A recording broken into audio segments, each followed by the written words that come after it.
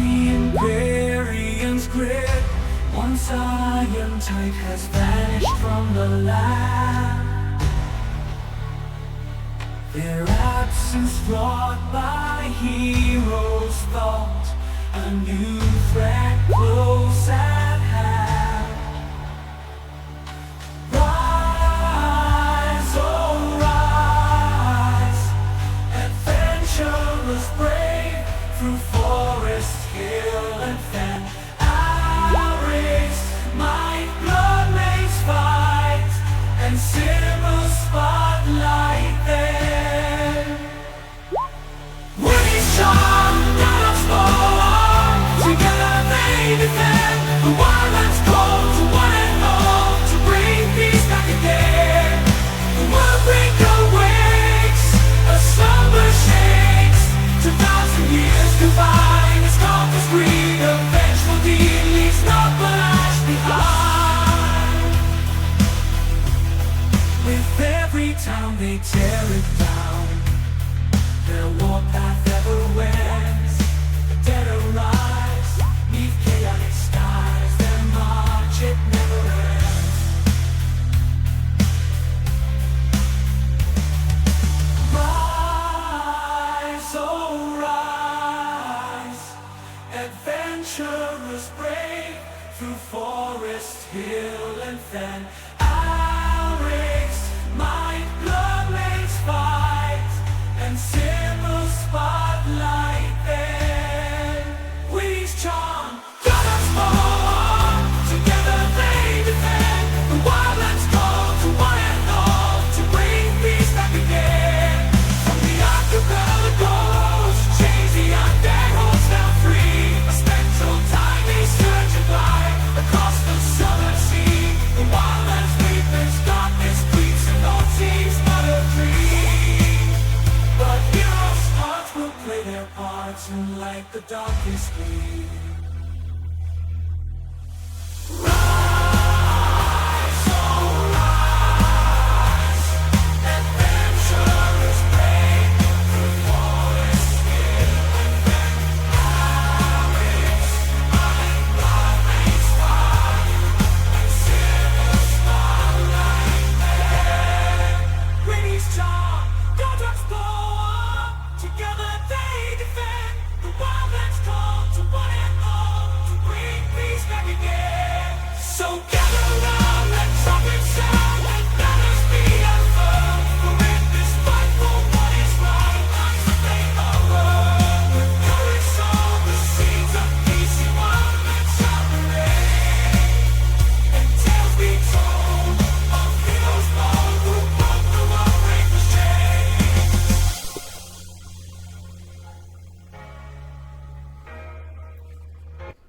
All right, welcome on in. That intro, it needs a little bit better of a cutoff. It just kind of suddenly stops, and it makes me sad. But here we are. Okay, welcome on in. Good morning, my friends. Hello. Oh shit! I'll give you a little bit of rave head. It's too early for full rave arms. Catch me tonight at about 7 p.m. Eastern, and we'll see. Thanks. Subscribe to your channel for 46 months. Definitely didn't have to do that, but thank you. Welcome on in, Moon. Hello, Lucy. Hello, stream friends. Hello. We are playing some Wildlands today. This is session number 63 of the Wildlands campaign, my friends.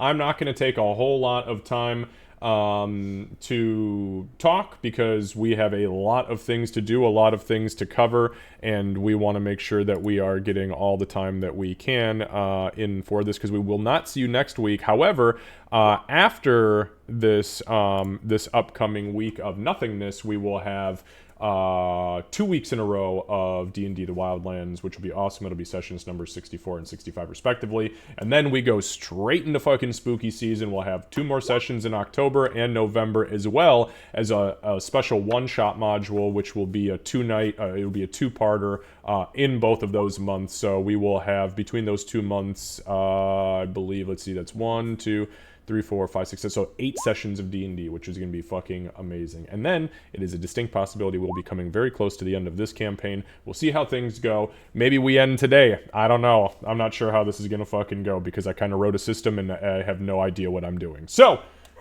That's always fun. I don't pay a whole lot of attention to chat, as you guys know. If you don't know, you know now. With that being said, let's go ahead and jump back over to our friends in the chat in the game, and show them the love that they deserve. Have fun hanging out, guys.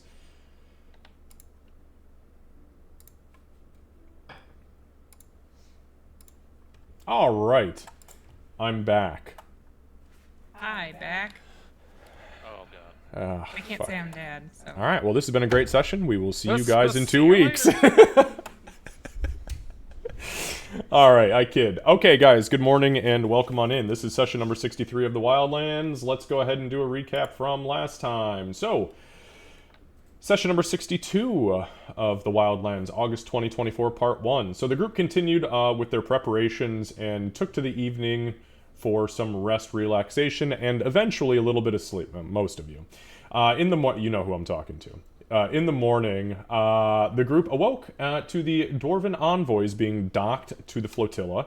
Artine and Vondel Rubii entered the discussion chamber, and as the group sat to discuss their plan, requests, and information, it became quite clear that Vondel was not too happy with the group, and heavily insinuated that it was because he was left out, quite frankly, of the initial rounds of requests for help when the World Breaker woke from its slumber.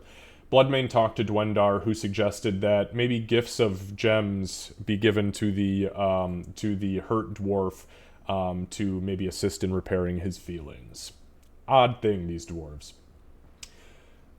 So Bloodmane spoke to the group for a little while before deciding what they were going to gift Vondel, though Artine agreed to the assistance almost immediately, so long as Vondel also signed off. So she was kind of playing the nice guy / force your hand, which is a pretty fucking Artine thing to do. The group then counted out a very large bounty of gems and presented them to Vondel, who accepted the apology and agreed that his fleets would begin moving immediately to assist in whatever this engagement was going to be.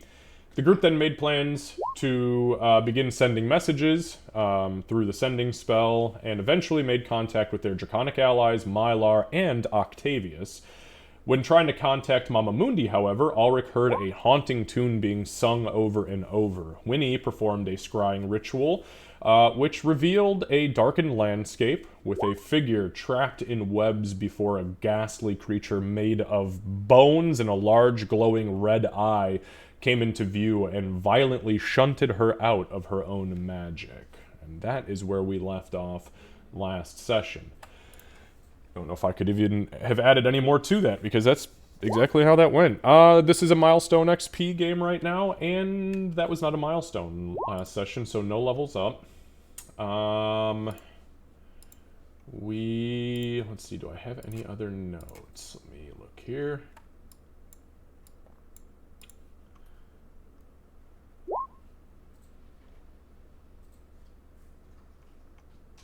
No, I don't think I have any other actual notes. Okay, so with that being said, though, today is Ogtet the 3rd at 3:30 p.m. This is Monday, Ogtet the 3rd. The Dwarven allies have arrived. Or, I'm sorry, the Dwarven envoys have arrived. You guys are expecting both the dwarves of their respective clans and Sea-Whip to arrive on Wednesday, which is the 5th. So a little bit, somewhere around like a day and a quarter or so before that is supposed to happen. We'll see. Any questions, comments, or clarifications? Clarification that I am very concerned. Noted. All right, so yeah, with that being said, let's go ahead and dive into it. It's 3:30. You guys have just finished up these conversations with Vondel, Artine, Grim, Dwendar. I have you kind of here centrally located because I'm not entirely sure what your anticipation is. These messages were just being sent out. You guys made contact with Mundi. Ulrich was like, oh, what the fuck was that? And then when he was like, don't worry, I got you, fam. And then cast Scrying and then was like, oop, maybe I don't. This thing does not want to be seen, and it was very aggressive. Just as a reminder, this was the entity that you saw, Winnie, that was talking. Well, it was very vulgar, this thing. I mean, it's like, I don't know, these evil entities just cuss a lot, and pretty much told you to fuck off and to get out of wherever it was. And that's where we had left off. So, with that being said, what would you guys like to do? Once the thing kind of tells Winnie to fuck off and pushes her out of her own. Well, okay, so we did return Artine's crystal Yes. ball last time. So Yep. I was very paranoid about that. Yes. So I know that I feel inclined to go help her right now, but she's alive and it's keeping her alive. And if we go there and something happens and we're not here when all of our forces get here, that causes a bigger issue as well. So I need input from everyone because I am completely torn. If we talk to the... And Sybil, like, her voice was shaking a little bit. And she stops, takes a deep breath, like, forces herself to intake air. And then it's if we talk to the leaders of those that are here, communicate with them, we can ask their input and see. If we're teleporting, it shouldn't take too long to go over there. I'm not worried about travel time. I'm worried about one of us dying, one of us getting captured, things being worse there than it looks like. It would be a resource expenditure one way or another, whether that's health or something else. So why don't we talk to them and get their input as well? My thought, I don't want to leave her. So I agree and I understand, and I realize it's a little closer to you than it is to us. But take the relationship out of it and think like a soldier.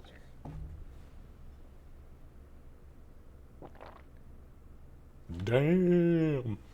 I would want to see if there's any way to avoid leaving them behind, but sometimes we have to look first and see if there's a way. And Winnie will go to Sybil and kind of take both of her hands in her hands, and she'll say, worst case scenario, we do a true resurrection, but we're getting her back.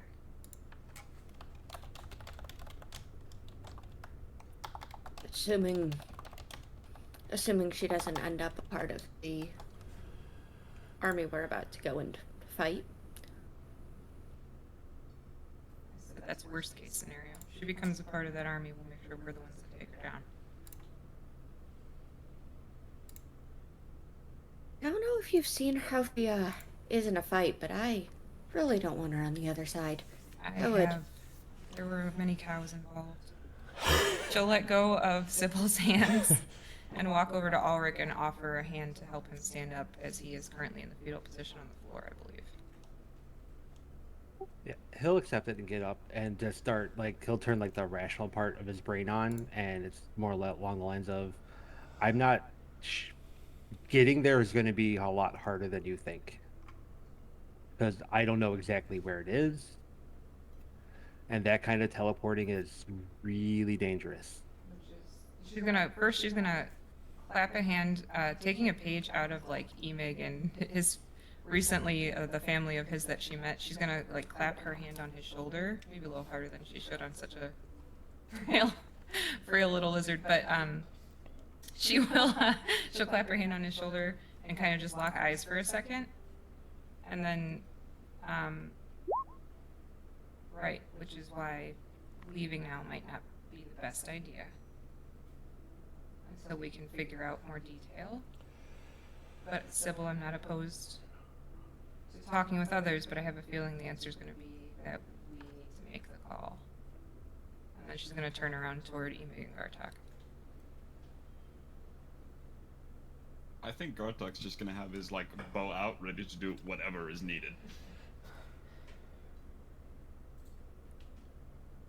Emig is kind of, at this point, he's kind of writing it off. It's like, you know what? This is gonna keep happening. We need to focus on the task ahead. In a sea of evil, we've got to go for the big stuff. I don't think Mama Mundi would have had it any other way. It's true. If we risked ourselves and everything else to save her, she'd spend the rest of her days chastising us for doing so.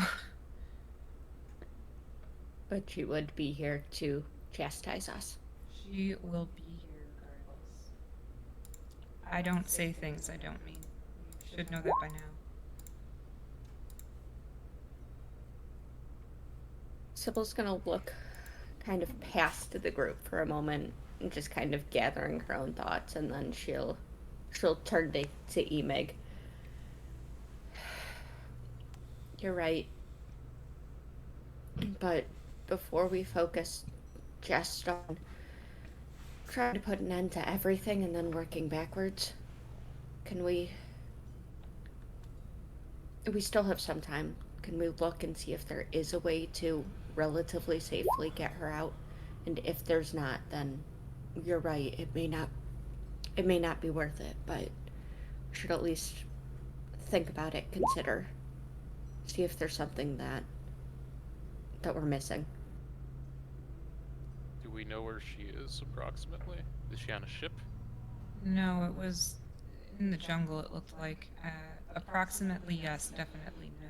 But once we get in the area, I might be able to use the jungle to help us find her. But that's the thing, you know, we can only get within a day's travel of her. Then that's an entire day we have to travel to get to her that we've lost. And we've got a day and a half before people are going to be there expecting orders from us. I can continue to scry on her. I actually need to go talk with Ordicio and see if he's got a mirror or a crystal ball or something I could use, so we don't have to keep borrowing our teams, but I can continue to scry on her as long as I have it. That might be dangerous too. And that's the other thing, I don't want to do it too much because that thing has her alive for now. And if we continue to interfere, that could change. Well, hang on, you said in the jungle, but the song said in the caverns. In that area, are there caves near the tree line? Can we try and narrow it down? There's could be mountainous dozens. areas. Yeah, there could be There's dozens. mountainous areas. Yeah. Winnie, I need you to make a wisdom saving throw, please.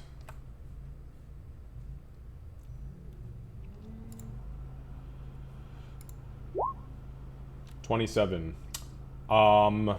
You, as you were talking, kind of look over to your right, next to your shoulder, and as you look up, you see something in the air about the size of a human fist, kind of distorting the air.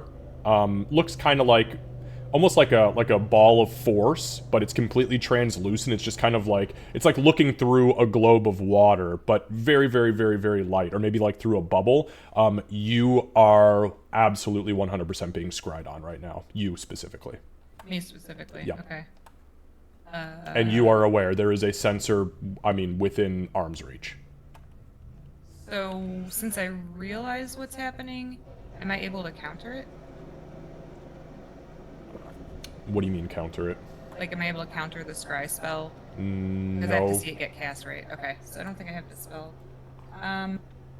So she'd point to where that's at. No. So, okay. So, being that you succeeded, it exists, but it is because you resisted it. It is not actually watching you, but the sensor still I stays. see. Like I it's got you know that you were able to overcome being watched, but you are aware that something is there. Sorry, I should have been more I clear. understand. So I think it just returned the favor. I think it was scrying. Something was just scrying. I don't know what. She'll point to like where the sensor is.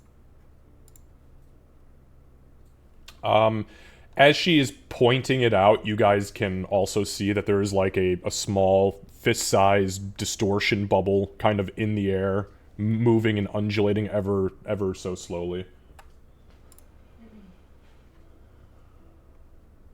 So Oh, that's rude. we'll definitely after. So okay, one of two. Ulrich, I things. need you to make a wisdom saving throw. You guys see the bubble disappear.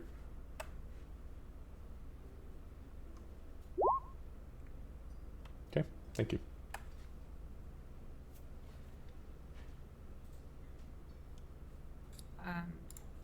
Would he have noticed, just out of curiosity, would he have noticed that that was happening? Failed to save. Gotcha. Doesn't notice shit. So, one of two things. One,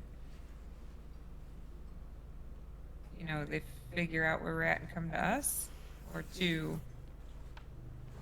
I'm assuming the flotilla would move anyway. After.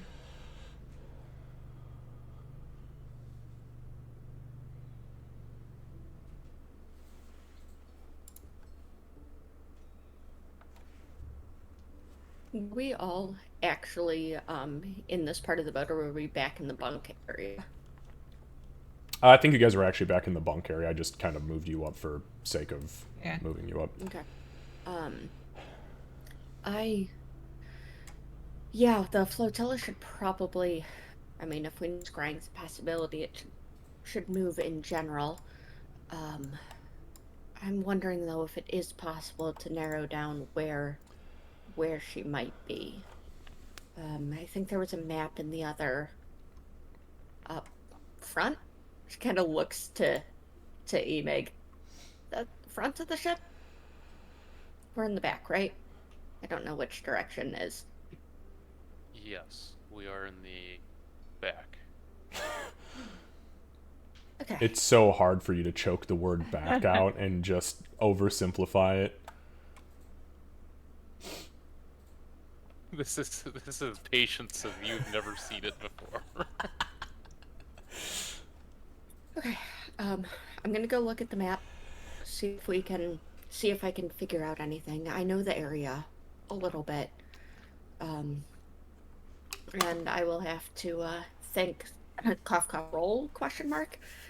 See if I can remember any caves that she might have gone to, anything like that. Something voluntary.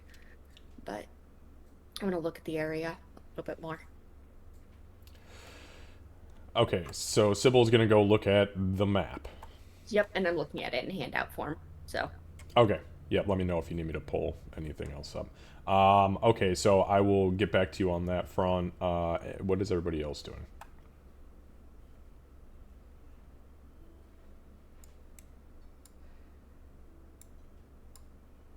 I think I would like to take a beat and maybe kind of get a little bit away from people. Okay. I'll just head up here. And I would like to take the time and try to contact my patron. Via the contact patron spell? Yeah. Okay, alright, give me just one moment. Okay, and what are the other three of you doing? Anything of importance at this point, or is it cool to move through these two beats? I'm good with you moving through those two beats. I did my. Yeah, Ulrich is like he is like on rational mode, but he's essentially like shut down. Like that broke him. I think Gartok would be more of like a. I guess since Ulrich played creepy music before, well, it's not really creepy, but he played the music before, and he's just on. And when he pointed something out that he couldn't really see, he's just gonna like walk around in guard mode essentially with his bow out. Okay. Room. Just the room specifically. Okay. Ulrich, you have confidence that this is the most protected room on the ship. The back of the ship is the best part to be in. Okay, we'll start with Sybil. Sybil, what exactly are you attempting to glean from this map? Yep. I know it's kind of partially map, partially memory, because I do know that area. I'm trying to figure out with the caverns plus trees information, And knowing Mama Mundi and knowing the area, where could she have tried to go? Like, I know which direction she had gone in. It was the northeast. Trying to figure out if I can narrow down where caverns plus trees would make sense. Where she could be. Where there would be caves, if there's caves. Stuff like that. Okay. So go ahead and give me a survival check, and you can do it with advantage because that is your home territory. Well, second home territory. I mean, come on. You're really from Zlaneshi. But -1. I'm so good at map. hey, this is why you got lost in a desert that one time. Honestly, good thing you had fucking advantage. If you were to do anything with any other... Oh, wait, actually, that reminds me. Are you proficient in, like, map tools, navigation tools, anything like that? Nope. I am proficient with roguey things and bird pipes. Okay. Give me one sec.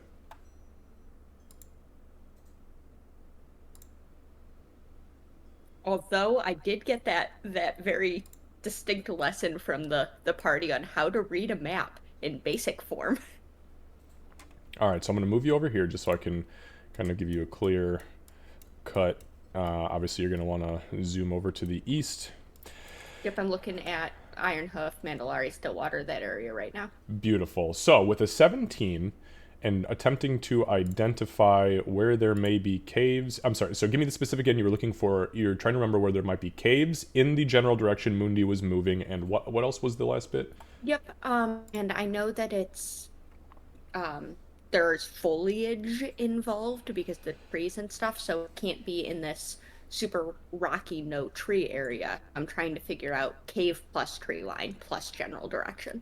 Sure. Okay, so 2 things.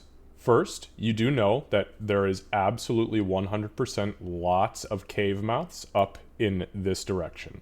However, being that you are looking for caves and jungle-ish thing, there is nothing east of that reminds you of anywhere that may have sea caves. However, darkened, jungly area with the specific direction she moved puts you in about this bubble. Oh. Okay. Yeah.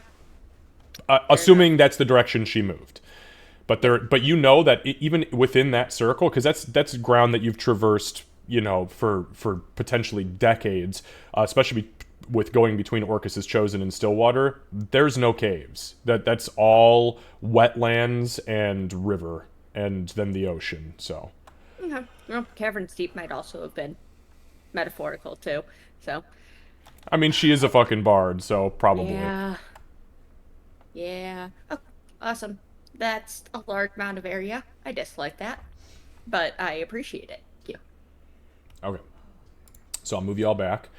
All right. So give me a second here.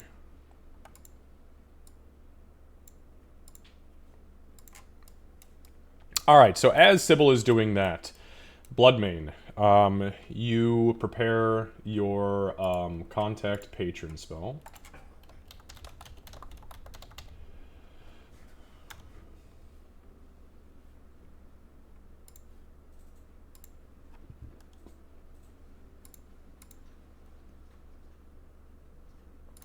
Okay, sorry, I had to just take a quick look at it. Thank you. That actually helps me out a lot. Okay, so you pull the book out. You prepare the incantation, and as you finish the incantation, you invoke the name of your patron, and your eyes go black, and salt water begins to drip out of your tear ducts as you go into a trance-like state. And you feel yourself projected through the ether, through the blackness, going from the ether, through the blackness, down into the cold depths, and then suddenly, you come face to face with the large yellow eye that appears before you. It does not speak first, but it does await. You feel anticipatory blinking gestures. Blink. That's terrifying. It is pretty gross, yeah. My good patron, I come to ask, as we prepare to row on the undead armada, if there is any information or other assistance you can provide to help ensure our victory over the armada.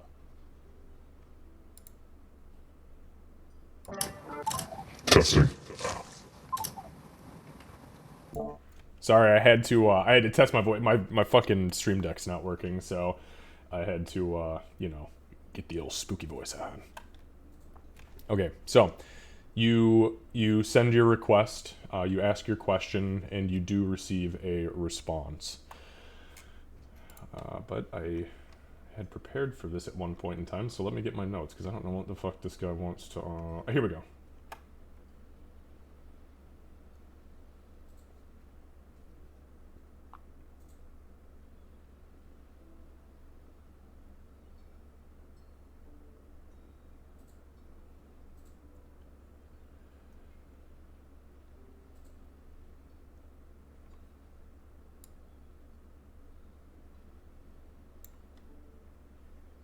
Okay, so you receive the response.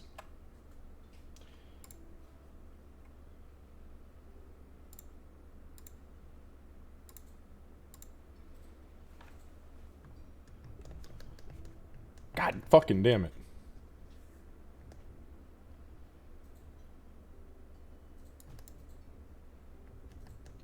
Sorry, give me a second. This is pissing me the fuck off. I'm just gonna keep talking, and if you hear my voice and it's that it's not something this guy would say, just pretend like it's my fucking normal voice, okay?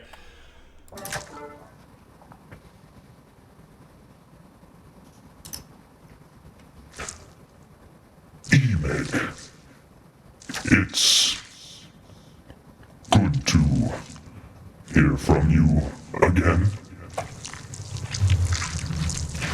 You come to me and you request aid or advice regarding the dead.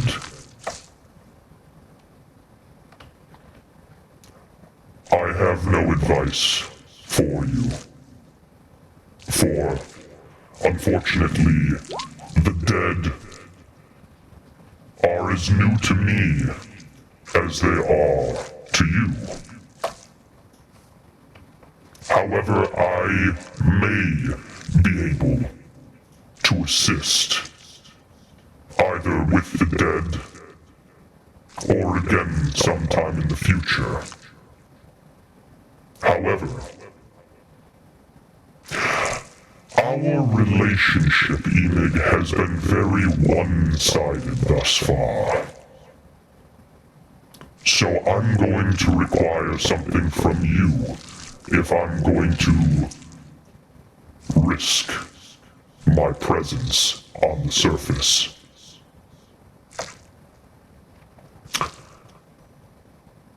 I will make you a deal, a pact within a pact. I ask that you give me but a small gift, as I have given you many large gifts. I will give you two options. You can reach out to me again and tell me what you've decided. Take your time, and know that this offer will continue to stand. The first offer is that you give me something that I rarely have the opportunity to experience. As I spend most of my waking existence in the darkest, most quiet and cold depths of this plane of existence, I long to see the moon. I want you to give me the gift of the moon, Emig.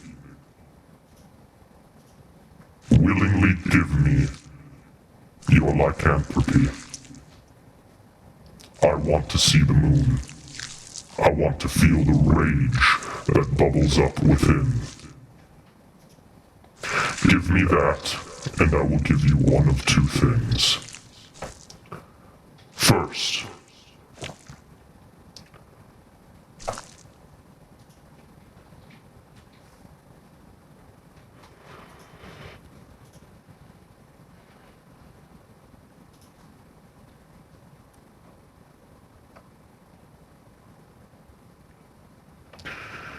you give me this gift, and I will imbue you with a physical manifestation, the true embodiment of what it means to be enraged, with a sprinkling of power from the said lycanthropic gift.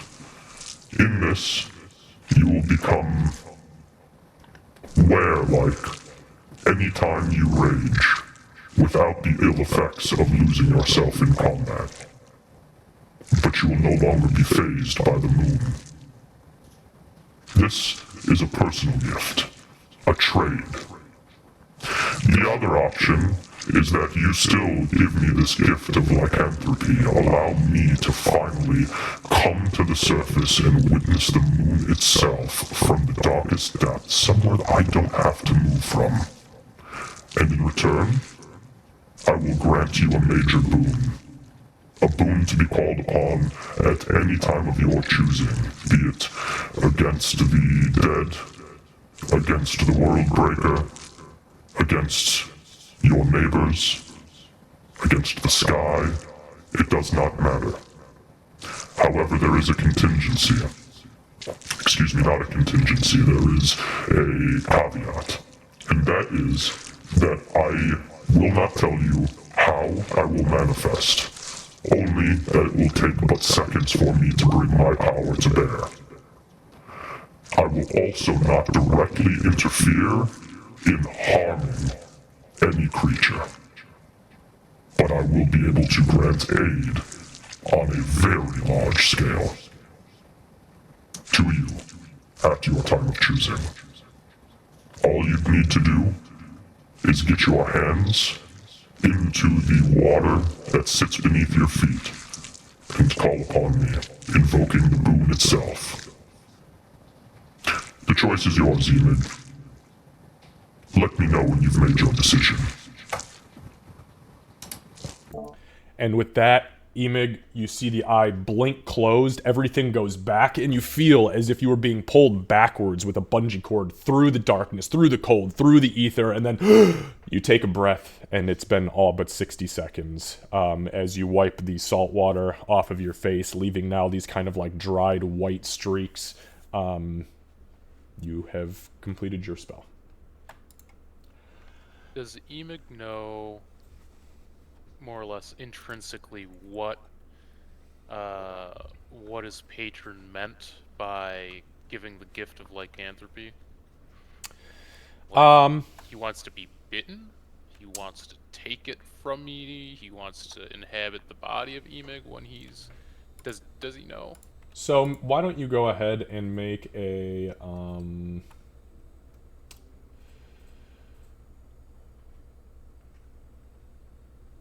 I'll tell you what, make a nature check and do it with advantage. I'm doing this because your power comes from a supernatural source, and nature is about as close to supernatural as I can justify. Jesus Christ. Jesus. I think those are your two highest rolls this entire campaign. I'm just kidding. Hey. So what you kind of picked up from that is, unfortunately, patrons kind of tend to talk in roundabout ways, especially like the devil variety. This is not a devil or a demon, but the best you can surmise is that it wants you to sacrifice, give up completely your lycanthropy to it. It will take it from you, and in return will grant you one of these two things. Either in what he referred to as an inner rage manifestation, which is like essentially a permanent minor form of lycanthropic quality, or a major boon to be used at your time of choosing. Well, shit. And you would also know that it's probably long fucking overdue that this thing asked you for anything, because he has not asked you for shit yet. Yeah, definitely.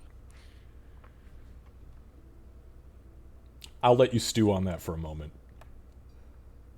If you want, unless you want to star 6-9 this bitch and tell him that his refrigerator's running. Nice, good reference, man.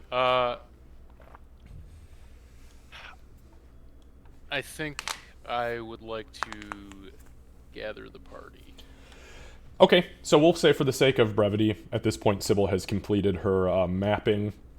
Bloodmane has finished his ritual, or his incantation, excuse me, and you guys are meeting back to open this discussion. So, you guys find yourselves back in the back of the boat room.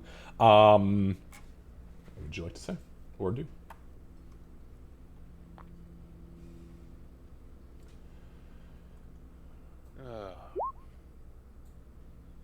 Hopefully, we can all take a moment and discuss something that will be, I think, very important for all of us, and very possibly beyond us.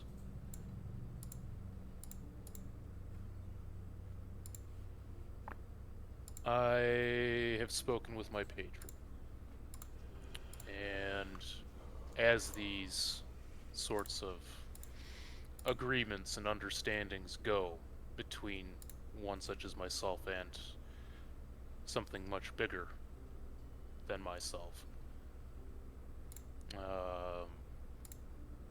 they have called upon me to repay them.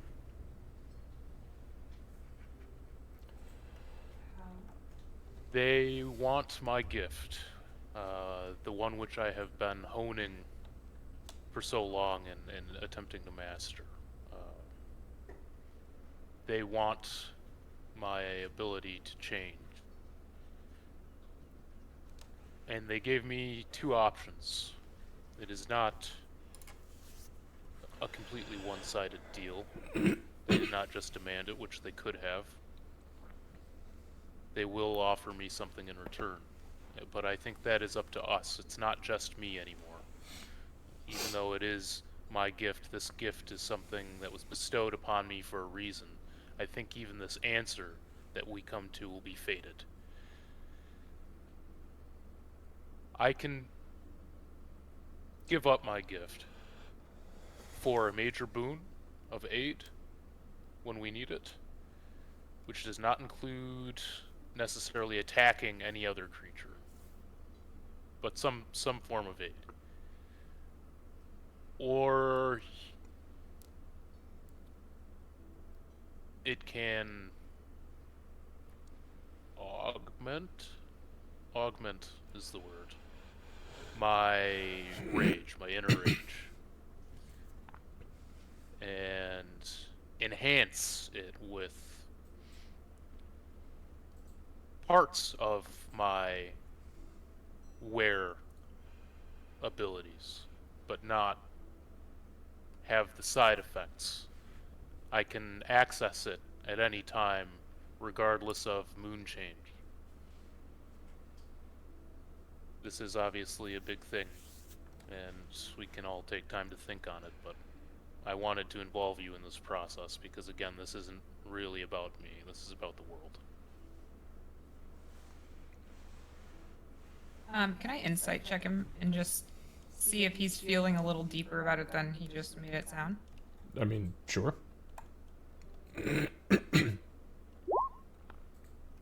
I mean, Bloodmane, that's your call. He's having a hard time. I figured. Okay. Yeah, he's having a hard time with this, for sure. But is- he's honest. I mean, like Yeah. There's nothing. Yeah, I didn't think he was lying. I was just trying to figure out if it was more of an inner struggle than it seemed like he was letting on. So when you would take a second and like kind of size him up, and it is a decision that affects the whole world, but it starts with you, and as you have said, it's a gift. Obviously, he'll be able to offer you different gifts, so it really comes down to your comfort level with either of those that would be replacing what you have held so dearly for as long as I've known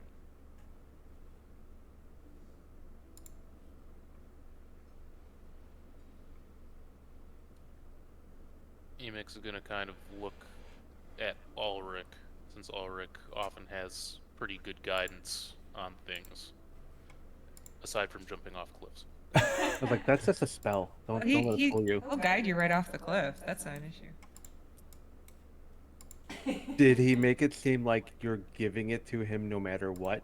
Like that is like he direct like this is what he wants now. Like the gift is essentially gone, and now you're just trying to figure out which of the two options to take. It's conditional. However, I do feel compelled, as they have yet to ask me for anything, and that is part of how the deal works.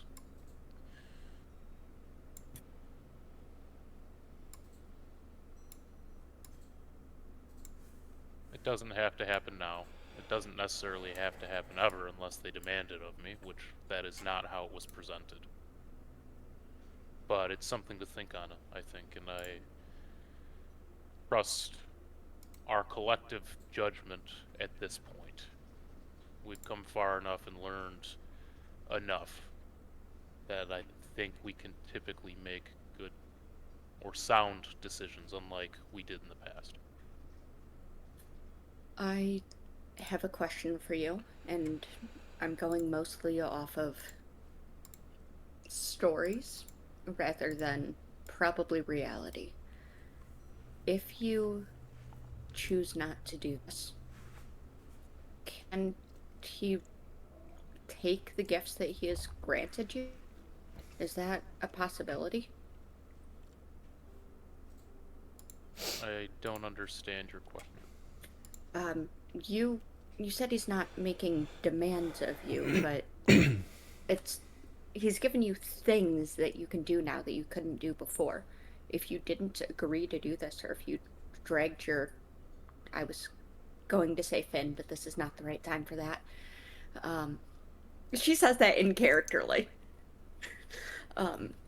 This bitch. could those gifts, those abilities get stripped? Is that a risk here? Is this a matter of do it, or potentially you lose everything you've gained from him? They said that I was able to make my own decision and take as long as I needed. I don't think that that is the game. I don't think there really is much of a game. This isn't a devil or a demon. The nature of this relationship is different than that. I think there is some level of respect, even though it may be a bit different from it to me, as I am, well, Emic. There's not much special about me. What is the issue? I think Liam going to the bathroom. Oh. Respectfully, and Winnie, this would mean more if I said it in Giant. Can you translate? Winnie will repeat whatever Sybil's about to say in Giant. That Can is you a shut that fucking off? It's lie. fucking There coming is through. so much that is special about you. It's because they have the fucking door open. What is the problem?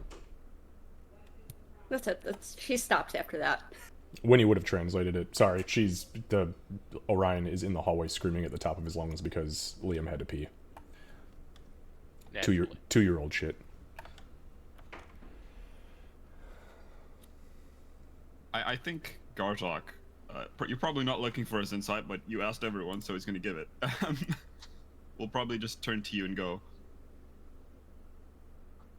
Great one, give, deal. He's going to point to himself. In clan, if given, deal, lesser, accept. Which I guess translated, because the hierarchy of his tribe, the lesser lords would normally accept a deal from the higher power.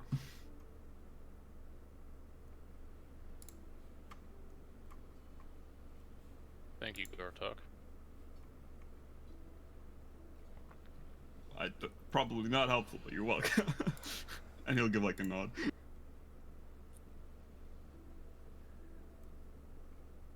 Well, if there are no other questions or input, I suppose it's probably pretty close to time to do this thing.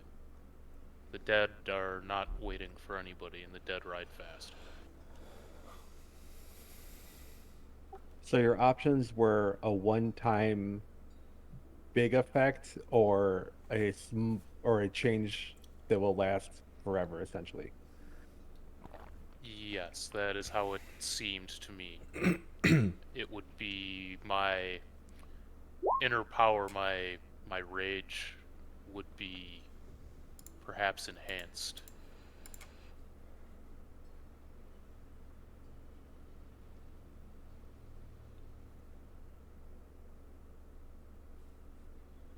I mean, it's a tough choice, no matter which way you spin it. In all honesty, I haven't seen you change voluntarily in a very long time. That is Almost. true. So, while yes, it is a gift you have waiting in the back, I guess, like you're keeping it in your pocket, you haven't used it that much. It's not like it's something you're relying on. So if it's something that to keep your patron appeased, you can do that and still get something out of it. It might not be a bad choice. But it is something that's been a part of you for a long time, so I understand the reluctancy with that as well. Thank you. I suppose I should have clarified. I don't have to make that decision now. We might just want to start moving in the direction of the Armada. They're 60 miles away or so. It'll take a little time to get there. And But we still have to truthfully- wait like a day or so for everyone to show up. It'd be bad to move and then they show up here with no flotilla. Alright, cool.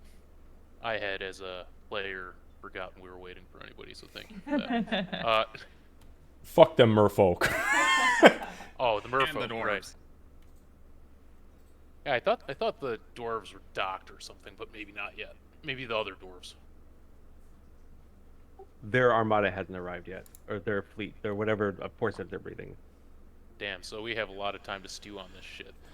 I'm going to take this moment, Kevin, and I would like to transform, please. Okay. Okay. Okay. He said okay 3 times. We're fucked. Give me 1 second. I was not anticipating that. I was just about to say, you said okay 3 times. You were not. You caught the DM off. What form? All right, I'm assuming you're going into hybrid form. Hybrid, yeah. Hybrid. Okay. I don't want to hop on the deck and Flat. flop like a Yeah. fish. I mean, hey, SpongeBob. Okay. So you guys see Bloodmane just like chilling here, standing here.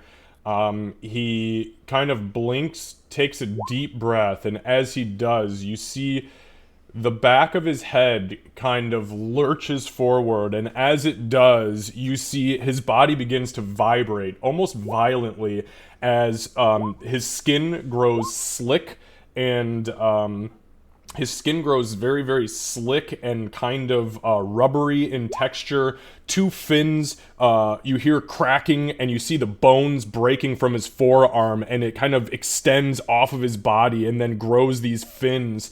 His head kind of becomes this large, almost amalgamation of his shoulders and what was his head originally. His beard completely falls off of his body and just sloshes to the ground. As that happens, his mouth opens and extends, and you guys literally see a small waterfall of sharpened teeth creep through his gums, and underneath his tongue, blood begins to pour out of his mouth as his own humanoid teeth clatter to the ground. His eyes separate wide on his head, and you see this large fin kind of creep down the rear of his neck. And as he stands there before you, he cracks and groans before he comes to complete calm sentience. He has his feet still, no tail. His bottom half is essentially unchanged at this point, but his top half is this big fucking meaty were beast. And he looks at you, and Bloodmane, you do not feel the need to consume everything around you.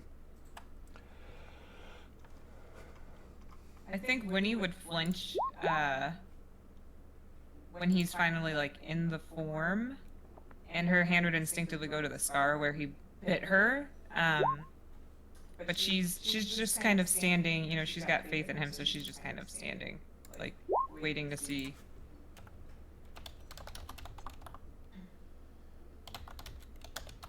I will begin to talk.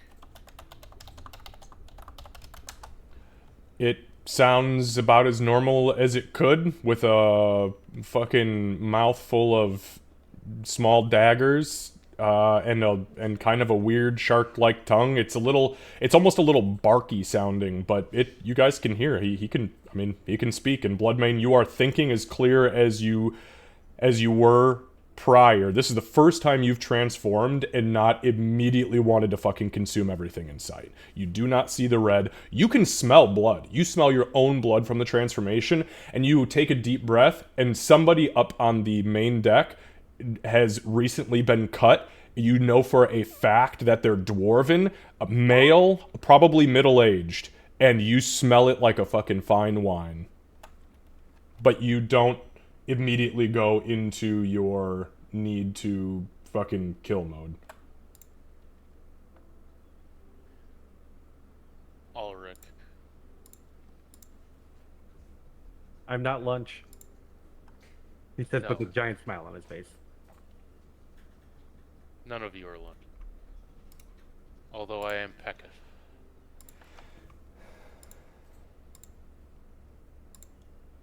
I have been working on mastering this.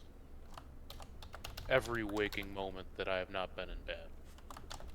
And I've gotten to the point where I can, so the gift truly is a gift now. Which is why it is so funny that I am being asked to relinquish it at this point. Oh, it feels good. I feel strong. I feel the power.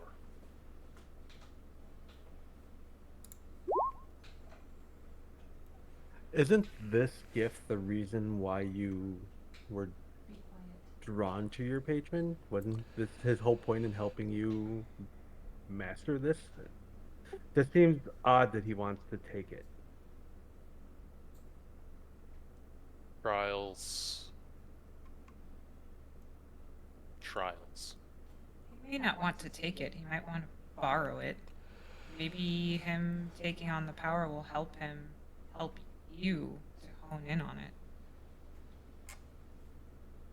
Maybe. I don't question.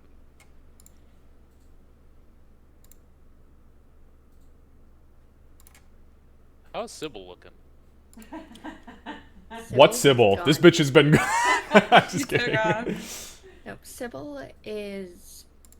She looks outwardly very, very calm. Almost, So she shifted into the discipline, soldier mode a little bit with the shift. So she is just... Where she was standing, it's now a little bit straighter. She's just watching. Her hands are not on the weapons. She's just kind of ready and watching, but she's definitely her demeanor has shifted 100%. But she's not outwardly showing fear at the moment. Somebody above deck got cut. Honey will kind of ready herself for a second. Garchok's been in combat stance this whole time. Like both eyes are for once on like Bloodmane. He doesn't know what's happening, but he's seen Winnie shift, so he's not done anything. So he's like, "Is this? You two are together, right? So this must be some shared thing." He doesn't quite understand what's happening. Are you okay with that, Amik? Never better. As he says that, you see his mouth kind of creep into what would be like a small grin, and you guys do see like kind of a small string of drool kind of drip out the left corner. His eyes stay totally calm. He doesn't start panting or looking like he has in the past, where as soon as he smells blood, he begins to froth at the mouth. He's just kind of,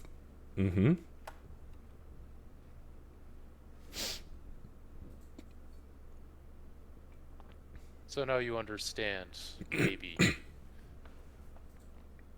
the weight of this gift and exchanging it. I can use it now. Oh, I can use it now.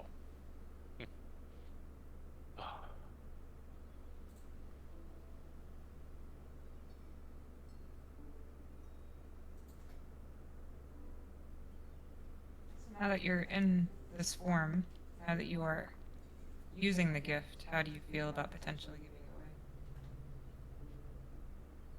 away? Feels bad, man.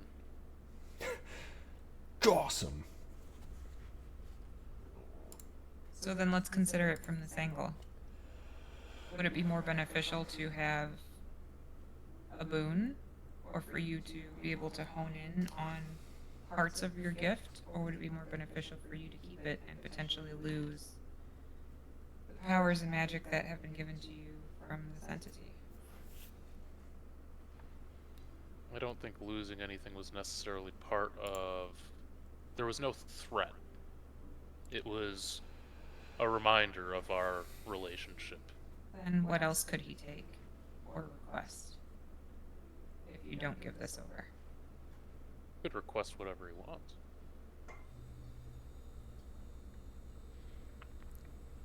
But it was an open invitation, more than anything, from what I could understand of it. If I am to ask for aid or assistance in the future, it might not become a request so much as a demand. That's what I'm thinking as well, is you can only request so much for so long before something needs to be returned. And that's where we are. Right. So then, again, is now the time that you give that something back and we have a boon? And if so, what would we use the boon for? Because we need to make sure it's worth you giving up this thing that you've cherished for so long. I don't know how useful the boon will be. Not that it wouldn't be useful, however, I was told that to use the boon I must put my hands into the water of the sea. When I request that boon, when I request that aid. If we're not by the sea, I'm not sure I'll be able to fall for that.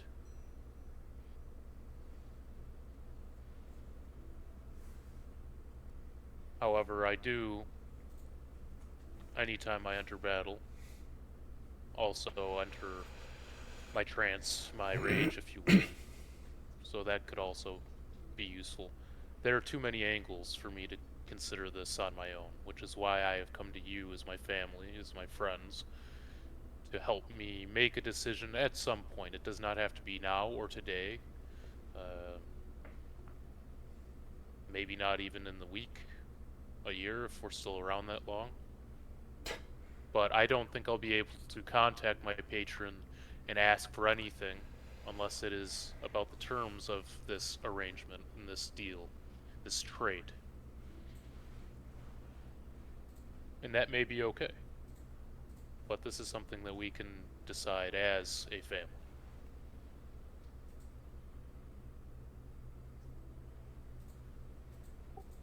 My stance on it is, since this has been a, for lack of a better term, polite request, it might be best to keep it as a polite request and not say no, and then the next time it becomes a demand, and may be something even worse.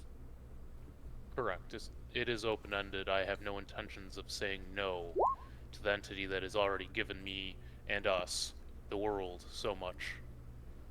I won't be refusing, but I could leave it on the back burner. My immediate thought was if we decide to go with this, could we potentially even use that boon to save Mama Mundi?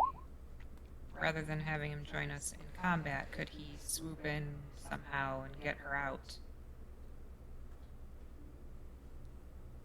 With all due respect to Mama Mundi, who I have come to truly appreciate, does saving her and using whatever chance we have, would that be worth potentially losing the world for? Was there a limit on the boon? Sybil's gonna One. speak up at this point. Um, Mama Mundi would absolutely be furious if we wasted such a gift saving her. And just for quick clarification, Kurt, he did say it was a greater boon. So in the world of entities that would grant somebody a boon, it's either a lesser boon, or a greater boon. Obviously, the higher you go, the more that you can request or ask for, or the scope of it becomes much grander. Got you. Is it understood that it is kind of like a one-time boon, like you use It is and one time. Yep, Okay. you can request it one time at any point of your choosing, and when your hands touch seawater, and he technically didn't say it had to be at sea, but it has to be touching the seawater in some way, shape, or form. You can call on it, and there will be a manifestation of a greater boon tier. However, it is not of your choosing how it manifests. And he also said that he would not interfere directly in combat via destruction or death, but its presence will be known and it will be extreme. So yes, it is a one-time boon. A greater boon. Even I'm not entirely sure what the difference between boons is, aside from those gifts I've been given already, but they did say that they would not aid in combat with combat. They won't be attacking anything or causing damage or destruction directly. The aid would be some other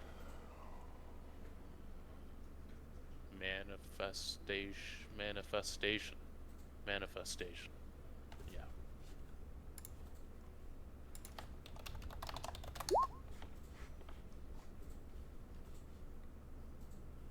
Okay.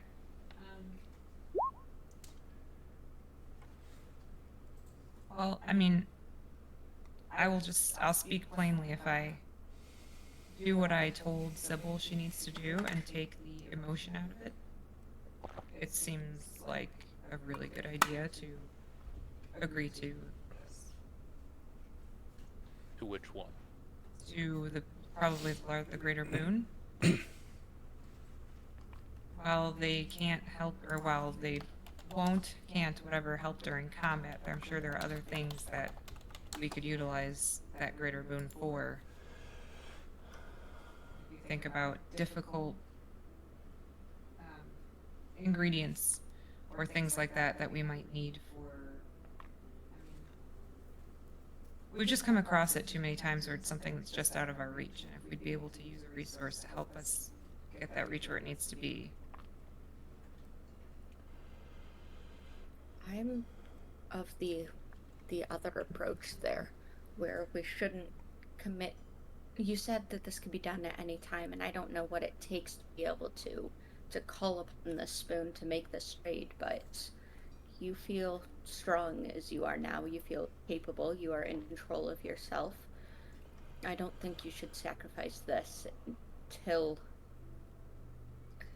you need to. Well, I don't didn't. give this Yeah. up early, and I would even hesitate to suggest giving it up at all. I didn't mean now, but when the time comes, he needs to know what decision we all make and or what we all agree upon, and we may not have the opportunity to discuss it in that moment.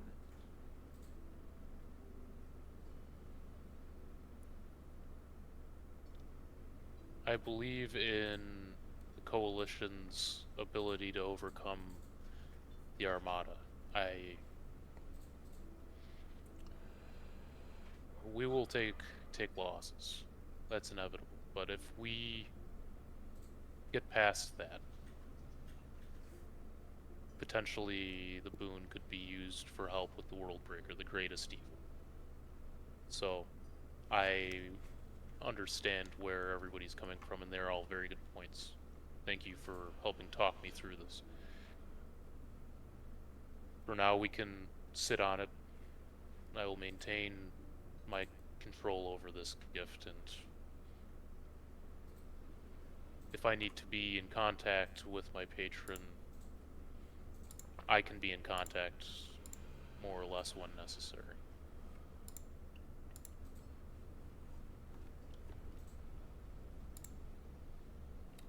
I mean, just kind of nods and like leans back a little bit.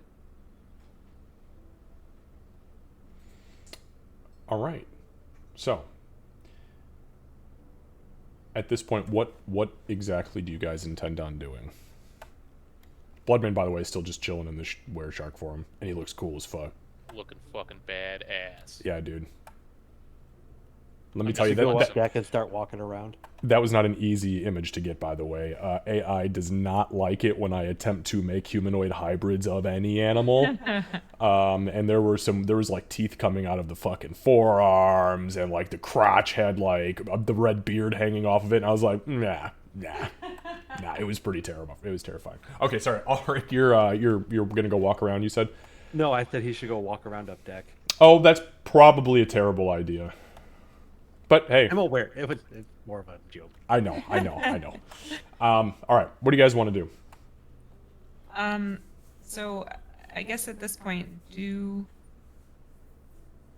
I don't want to keep checking in on Mama Mundi in case it's risking her being attacked or killed. And obviously it's trying to watch us now. So I don't want to keep drawing attention to us. Do we want to just wait here until everybody gets here?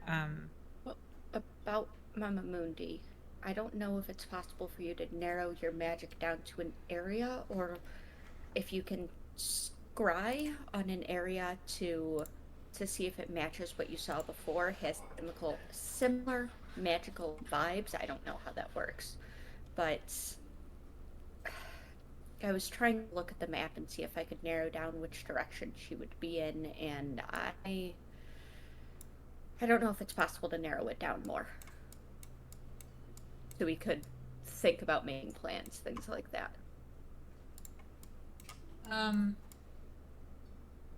I can choose a location if I've seen it before. We've seen most areas that are around there. We've all traveled there together. Well, not you, Gartok. Sorry. Okay. I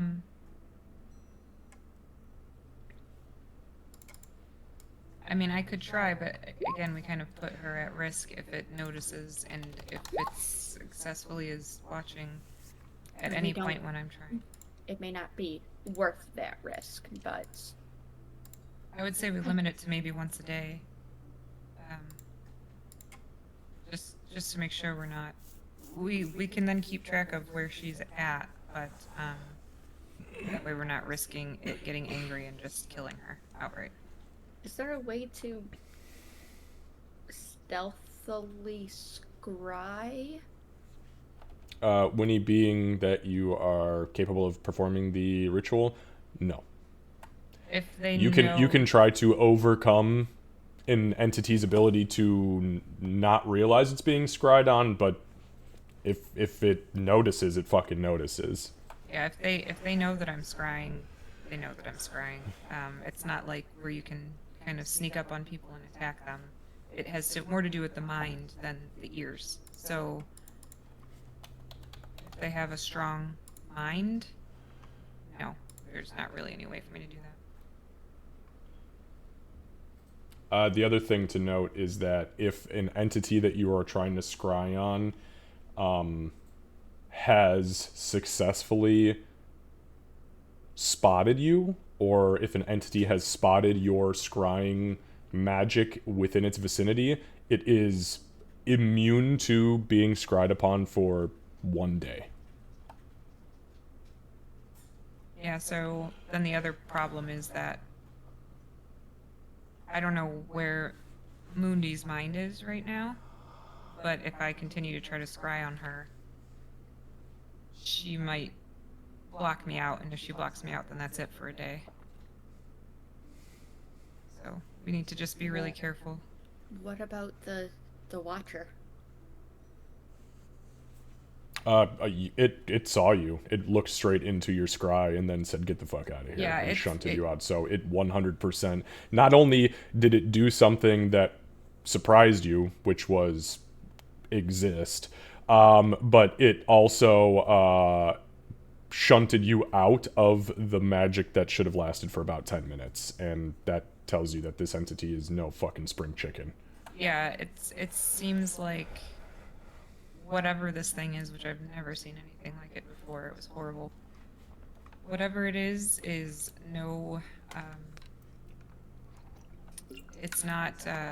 It knows what it's doing with this magic. It pushed me out of my own spell.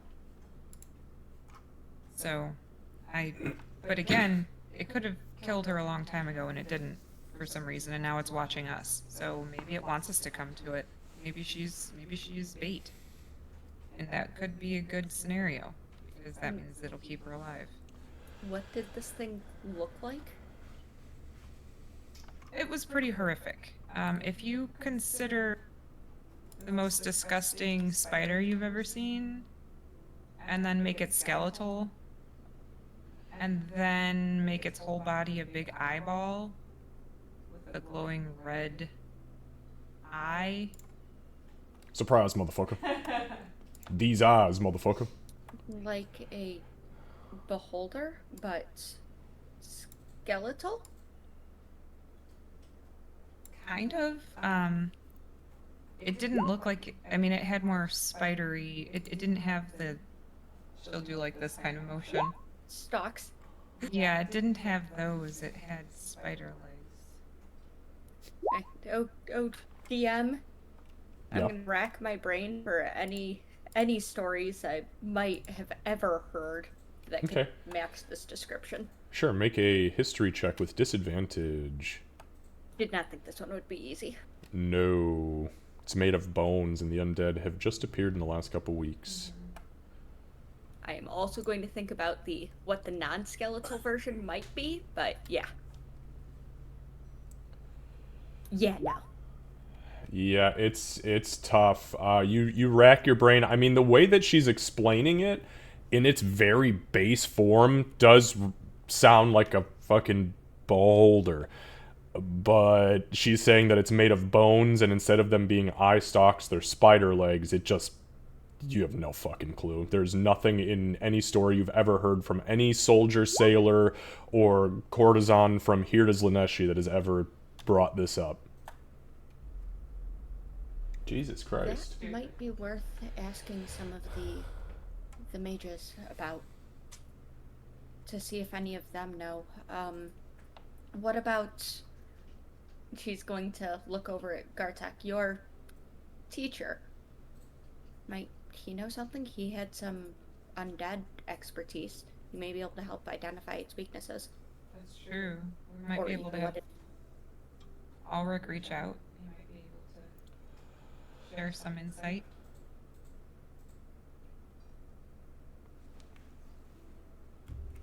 What are you doing, Lizzie?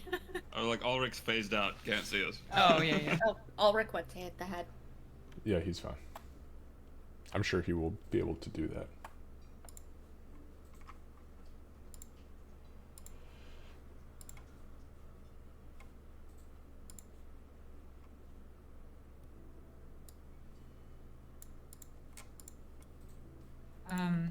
Okay, so we'll just make sure that Ulrich has a good description of it.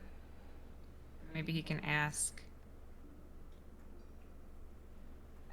Worst case scenario, we don't go into it with knowledge. Best case, we gain a little something that can give us an advantage when we have time. But are we all in agreement that leaving right now is not a good idea? Before I act on that assumption? Not until we gather all the forces. I think that if we call everybody here and then disappear, it's going to really lower people's respect for us as leaders. And it would be the second time we've done that, and the last time we did it, granted we had to go fight the hags, but we lost quite a few people.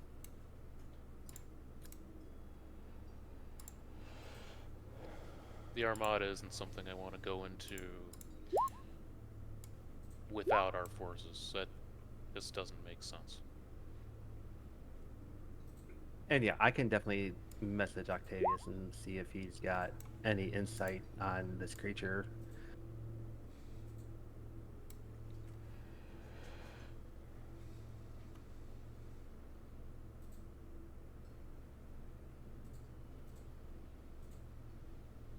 Just let me know if you're gonna do it, and if so, what you say. Yeah, I'm working that out now. Hold on. Gotcha. I literally have a document up for all of my spending so I can have the right amount. That's actually pretty smart.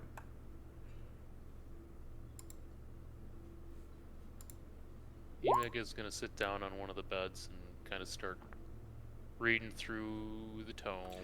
In shark form? Yeah, so Shark yeah, Boy in shark fucking form. he like looks down at the book, and as he tilts his head to the side to see out of the eye that's kind of now, you know, he's got to look back and forth like that. He flips the book open. You guys see a swell, everybody sees it, a swell of water rises up in the center of the page and completely glosses over the top of the page. From the edges of the book, from the binding all the way around the edge, you see small rows, probably 2-3 rows deep, of shark teeth rise up and clamp down on the page that's open, kind of like something that's holding the pages open for him. And Bloodmane, as that happens, you see the incantations and the runes begin to manifest as you begin to go through the book. Badass. Winnie will just kind of watch, because she's seen it once before when we were down in what's-his-face's room. So she's gonna watch and see if anything different happens with him in this form as we are as Ulrich gets his thoughts together.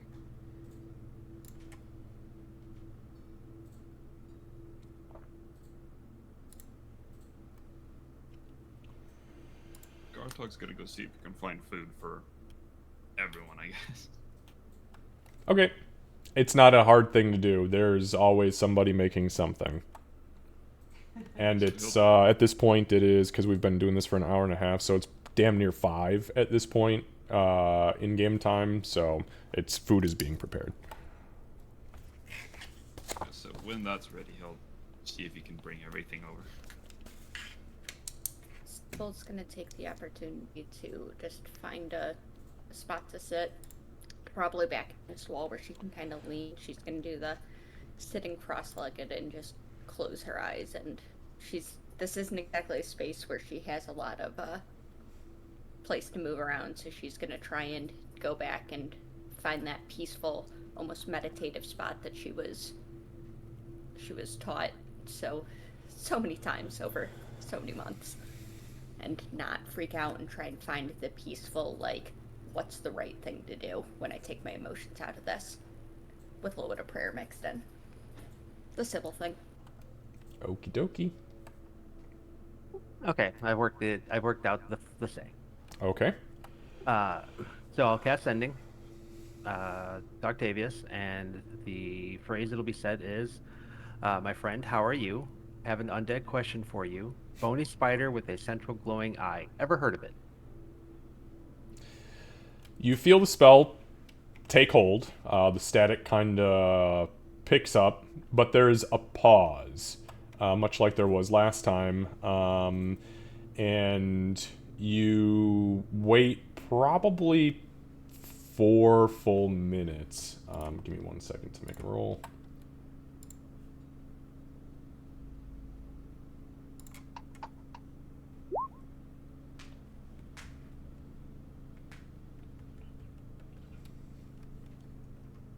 And you hear a response come through.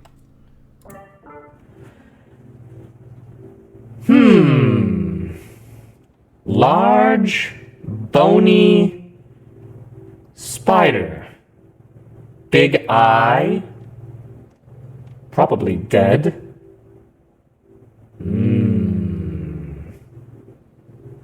Maybe. No. Well. Possibly. This is Kevin speaking. I'm just not going to turn it off. You hear the sound of a page being turned.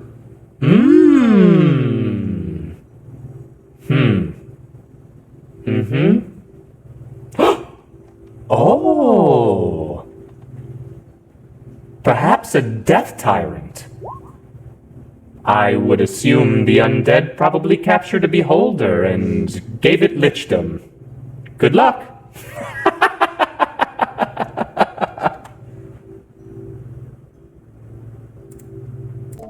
And the spell ends. He seems to think it's something called a death tyrant. Essentially, they captured a beholder and turned it into a lich, and then said good luck, laughed, and that was about it. Sounds really awful. Okay. Well, So I'll Ulrich- go for a swim. I'll see you guys later. Bloodman is never seen again. Never again. So Ulrich, what do you know anything about those? Like, do you know? Does it have weak? Do you know anything about it now that you know its name? I've never heard of anything like that before.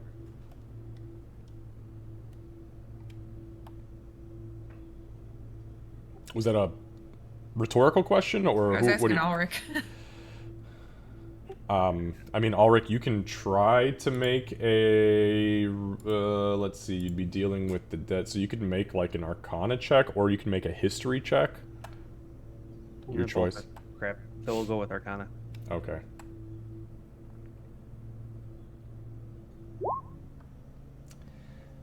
I mean, first time you've heard of it.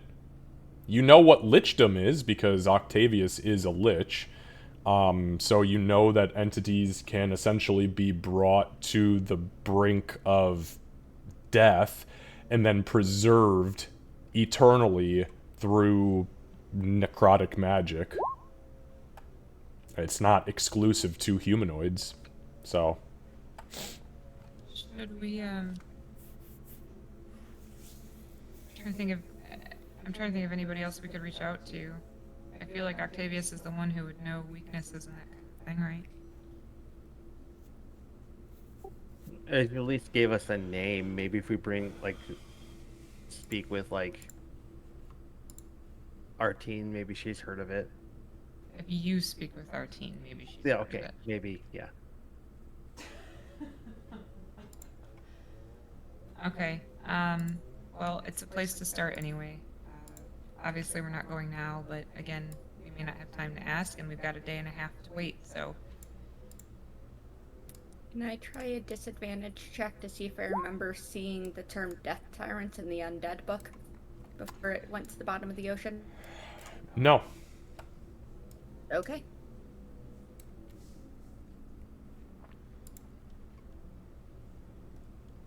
Okay, well... If you want to ask Artine about it, Ulrich, I think that's a good idea. Otherwise, I think it's a waiting game until our forces are here, right? At which point we need to discuss tactics, because we don't want to sit here too long. We need to get prepared once everybody's here, so...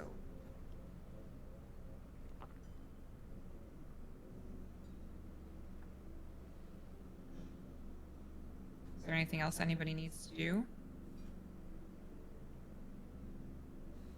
Gartok shakes his head. I mean, I'm as ready as we're gonna be. So now it's just the waiting game. I think I can go talk with our team, but every time we ask her for something, she just gets meter and meter and meter. So I might give it a day and then ask her.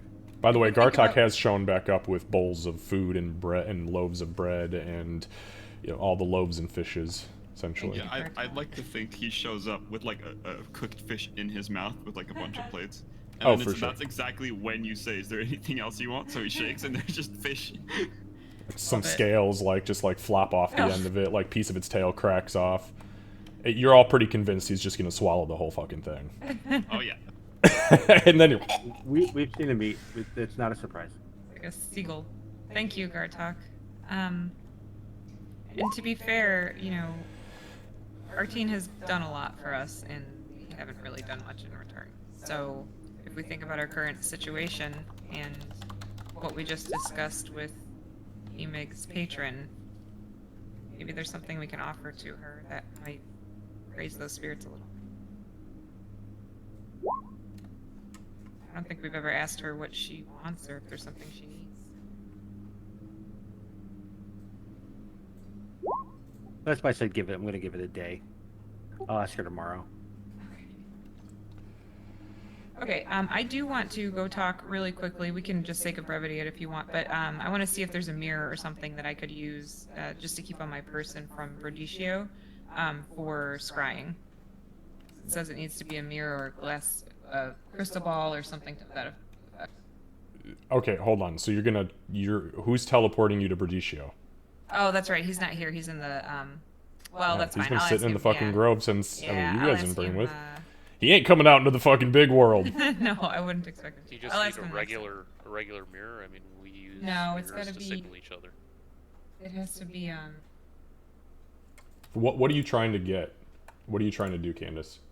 I was gonna see if I could. What's this for?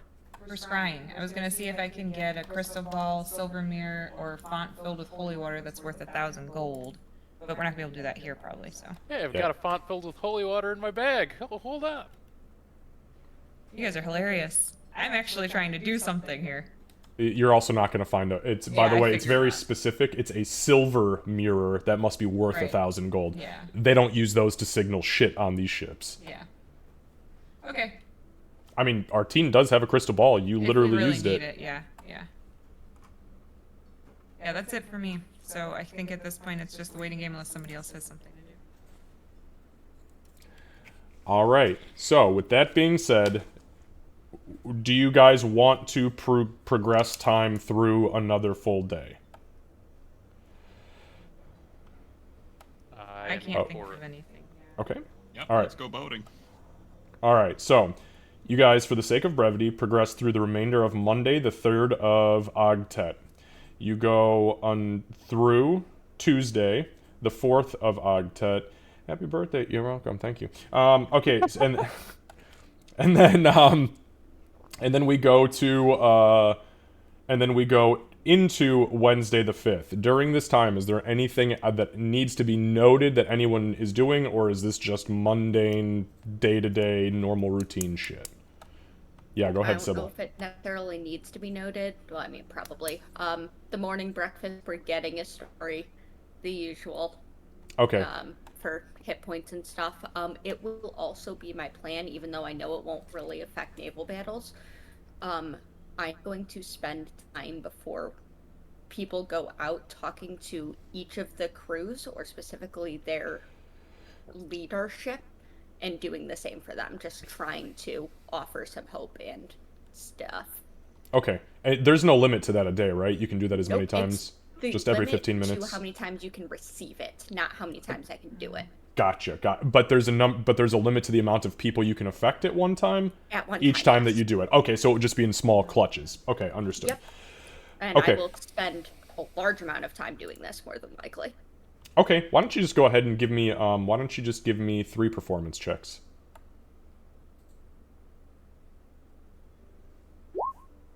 Jesus Christ. Man, I fucking hate rogues. This is like 3rd edition all over again, fuck you! That's not even using anything fancy there. That's just all me. I know. Jesus Christ. Okay. That cracks me the fuck up, 19, man. 19, and 17. Seriously, it's like playing 3rd edition all over again, and at level 5, your rogue rolls a fucking stealth check, and it's like, does a 37 hide me? Man, fuck you! No, it does not. There are no shadows to be found anywhere. Get seen, bitch. Stealth right out of the campaign. Yeah, right, yeah, this is your last fucking day. Alright. So, you guys have been on and around this ship now for pretty much damn near a week-ish. Sybil has begun to make a name for herself. She's not the talk of the town or anything. It's not like they've got, you know, a bard on ship. But people, as a whole, the mood, the air seems pretty fucking positive. Like, there is something that has shifted in everybody's mood. Towards once you guys get into like the morning of the 5th, and Sybil, you would realize that people are kind of like anticipating you just making your rounds. Like people are starting to gather in spots that you would gather to do things. Like you go onto the cook ship and they're all waiting around, you know, the fucking baker's oven on the top rack or on the top deck. You go to, you know, all of the netting in the fishermen's boats, and they're waiting out on the nets for you, out on the floating barges, in the fields. You go to the main frigate, so they have like one main massive frigate, which is kind of like the command center. It is not the boat you guys are on right now. This is actually Dwendar's personal ship. But on the main frigate, lots of civilians all the time. That's kind of where the command of the entire flotilla is maintained, and everybody's waiting. I mean, just a big, massive circle. It's kind of impressive that it has taken only 5 days to really get these people who are seafaring people. They don't get a lot of new stories from the outside world. So now that you have done it and done it effectively, they want it. They're hungry for it. Kind of like Bloodmane. Fantastic. Common theme is just, of course, the hope and the, you know, the stories that, you know, where it seems really dark and then it has the happy ending and all of those things. The right balance of, yeah, things are gonna get super shitty, but look, you can see the light at the end of this horrible dark tunnel. That's terrible. Little Billy's been sick for weeks. Okay, so you guys go through the rest of Tuesday the 4th, and as you're moving into Wednesday the 5th, you are approached by Dwendar, and Dwendar informs you this is probably close to 11:30 at night or so, and then into the next morning, word spreads among the ship that the mist, the fog that is hanging over where you guys had last seen the dead, has begun to move southeast, and you are southeast. It is moving slow, but it is coming your direction. You guys progress through the rest of that long rest, and you awake Wednesday the 5th. You are given updates in the morning, and that is that the dead traveled straight through the night, and scouts have reported that they are closer and are still moving in the southeast. They can confirm it is southeast now. On the larger map, there is a small island. Actually, it was... let me just make sure that I'm speaking correctly here. Whoops. Yeah, so Thrall's Haven is what splits these two directional potentials, southeast and southwest, and it is now officially seen that it is coming southeast. That the entire... again, you guys don't really know. I mean, you assume it's the entire armada. All you know is that no boats are being left behind, and everything is moving under the cover of this fog. Okay, so with that being said, there is also an alert in the morning that they refer to them as the Sea People, the merfolk, have arrived from Sea Whip. As you guys go to the top deck, you can see now surrounding the flotilla on the exterior are...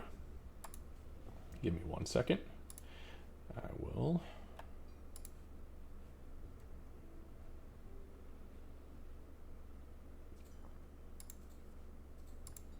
You guys see two large ships that appear on the outskirts of the flotilla, surrounded Surrounding these two ships, which appear to be more than likely they're harpoon ships, you see about a half dozen of these entities. Very, very large whale shark hybrids of some sort entities with bigger than average merfolk soldiers fully strapped out riding on the back, each of them with a harpoon gun. So you see them kind of like rise up and out of the ocean, and they are sitting now on the exterior of the flotilla. Just to kind of give you guys some additional reference here. You guys have a few different ships that exist within the flotilla, combat-wise. First and foremost, you have your long ships. Okay, these are the Raging Wave long ships.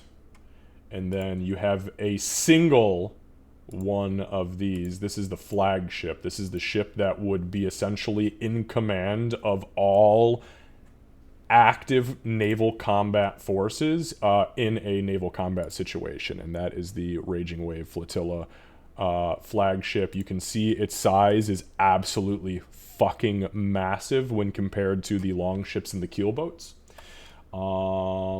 So that's that. You can Cool as fuck. do with those pictures what you will.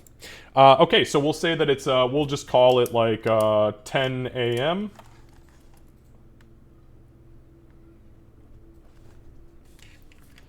What would you guys like to do? Also, we are assuming at this point, sorry, give me one moment.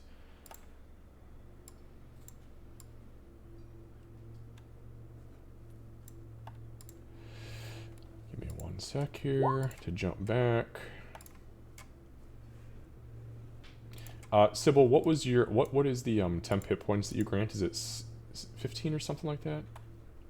1 second, let me find it. 17. 17. So everybody, does that include you or does that exclude you?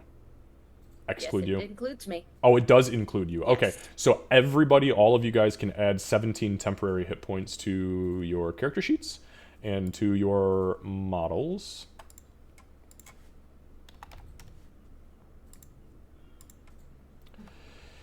Okay, so speeches have been given, breakfast has been had, people begin to kind of flood in and out as you guys gather. It is not in any way, shape, or form secret that these entities are on the move. I'm going to bring them up here. That is the leader of Sea Whip and 2 of her merfolk guards. 17, Gartok. Yeah, so 2 of her guards are kind of standing down here. Artine has come down. Vondel has come down. Grim has come down. Dwendar is here. So, and then Nolair. And when he would have, like, I'm assuming there would have been, you know, like the notification, everybody would have known that someone was arriving. She would be there to try to help with receiving them as much as she can without getting in the way. Yeah, so it's kind of a long, slow, arduous process because obviously the flotilla has to make sure that everything looks squared away, and you guys gotta kind of all do your thing. So, they are eventually led up onto the ship. They do not have feet. They have fins, so it's really tough for them to make this move. But they are set up with those kind of magical basins that you guys had seen inside of the magic shop, and it kind of allows them to float along the ground almost robotically to their location. They are also wearing these. They look kind of like a snorkel, but it's just like a tube in their nose, and it comes up and around their ear fins and down, and it literally connects into their gills. There's like a little plug into their gills, and you can see bubbles rising up and out of the gills. It's pretty clear that it's giving them the air that they need through the water. Okay.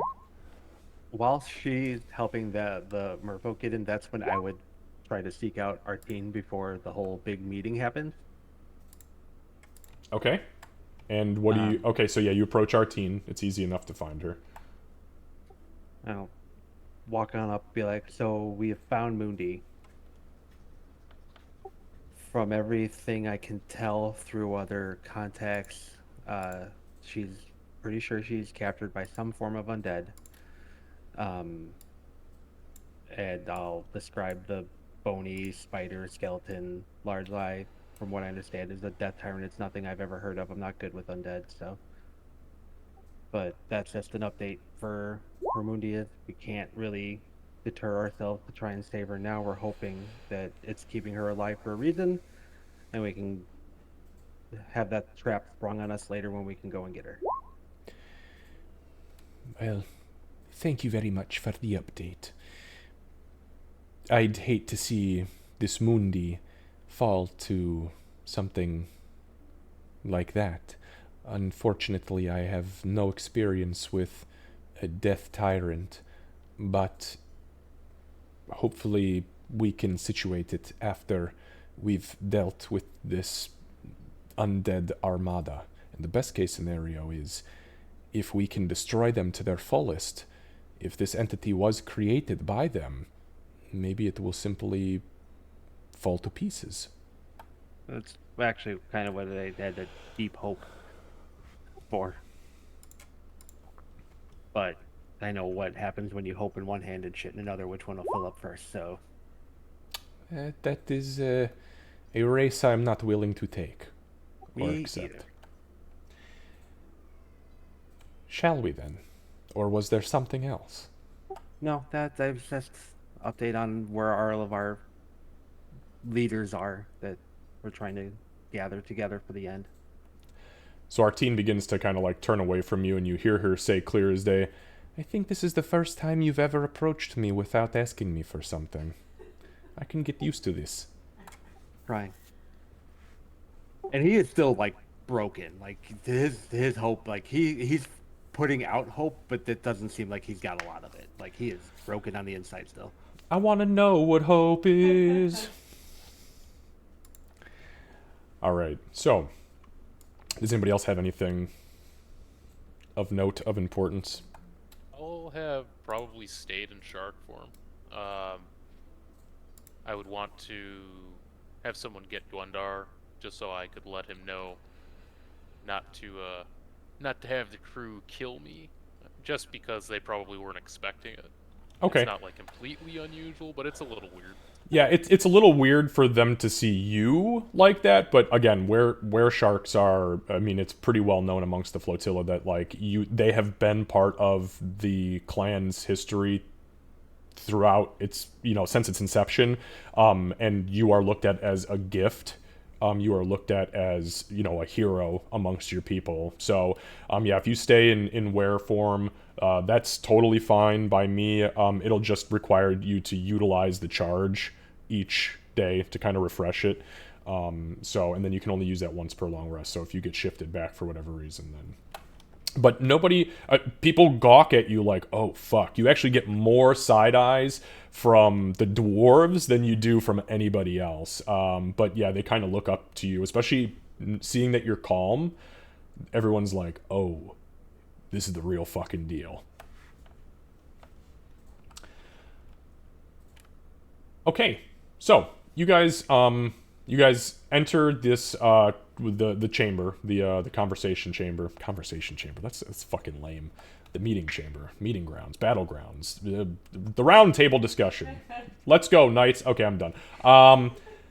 So you guys all gather around the tables. Dwendar is here, Nolair is here, Vondel, Artine, Grim, couple of bodyguards. And as you sit down, Dwendar kind of puts the map out, and he sits down and he kind of points to where he thinks the flotilla is at this point, and it's honestly only about 7 miles, maybe 8 miles max to the north. It is going to be, whether you fucking like it or not, they're coming towards you. And Dwendar says, well, I'd really hoped that it wouldn't come to us having to fight on their terms, but it appears that they are coming to us. I'd say that we're benefiting from that, as they're probably going to be exhausted from traveling, but they're dead, so I'm not sure if exhaustion is in their nature. However, I think that they're close. And he looks over to you guys, and then kind of around the room. I think it's probably about time we unhook the flotilla and send those who cannot fight to the rear, as far away as they can possibly get. And I think that we need to prepare the frigate with you all in preparation for command. I'm going to be riding on the flagship along with a few of my advisors.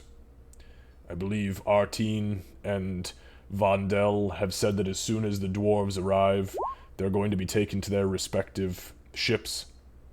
Nolair has insisted that she stays put, but she is sending a few of hers forward onto the harpoon ships, and we are hoping that you all can remain safely on the frigate to kind of watch, overview, command. Artine has agreed, and he kind of looks to Artine expectingly to oh, I'm sorry. What was that thing?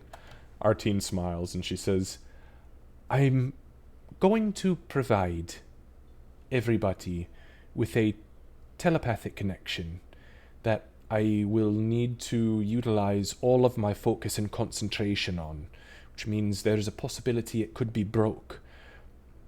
But I doubt it, as my concentration has not been broke in many a decade. I intend on putting a telepathic link between all of us so that we can discuss what is happening at the front of the formations and how we should proceed moving forward into this battle. He nods. I don't know what a lot of what you said means, but from what I'm understanding from my advisors, it will allow all of us to speak through our minds. That's right, dear. God, why did that sound like Mrs. Doubtfire? Oh! So Dwendar then looks to everybody. Nolair says, I will insist that my people ride at the front of the formation. Our harpooners will be very useful for punching holes in as many ships as we can, as fast as we can. The harpoon ships themselves are not very sturdy, but I promise you we're proficient. Those that are riding on the whale sharks are aware of their task. They are aware that for the greater good of the sea and all people who dwells on land, that this is a one-way trip. So fear not in giving commands, as they do not fear what comes for them. We all row. And we all row, Dwendar. We all row.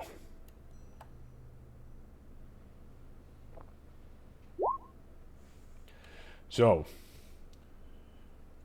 should I give the command for us to break down the flotilla, send all of those not engaging to the rear, and begin our formation?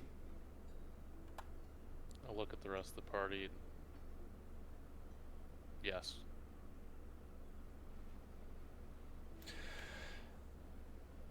All right, then. Dwendar turns, and he begins to walk, he says, oh, can I just scooch past you real quick? And scooches past this merfolk. The Midwestern, oops. Yeah, whoop. So he disappears, and from up above, you guys hear the sound of a horn and then a series of bells, of ship bells, cling, cling, cling, cling, and voices just erupt up top as people begin to move, and you hear the creaking of the ship. You see ladders, literally from the portholes in the side of the ship you're on currently, begin to get raveled up. And Grimm says, well, this is going to be interesting. It's been a long time since I've actually had to fight a ship with a ship, but I get to do it from the fucking air this time, so this is going to be great. I'm going to take you all in my airship back to the frigate, if that's alright with you, and we'll prepare ourselves. We're going to keep you a few miles or so behind the front line, so there's no chance of you actually getting yourselves hurt. Well, that doesn't sound very fun, now does it, Grim? Alright, fuck it, you ride with me then. I like it. I'm down. Let's go. Artine kind of glares at Grim. We're going to break rank already. That's great. Great, Grim. That's great of you. Right. No, sorry. Just kidding, of course.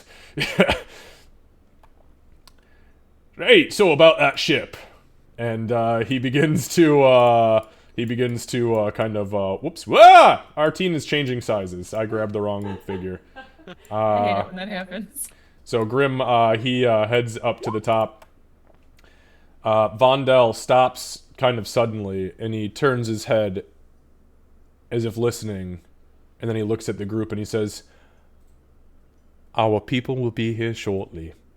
I'm receiving a message. They are telling me that we should, or if we progress forward into the formation, they'll meet us, and to not worry. Thank you, Vondel Rubio. And best of luck to all of you. To all of us. I have no fear that we will be victorious this day, but I'm afraid that not all of us will see tomorrow.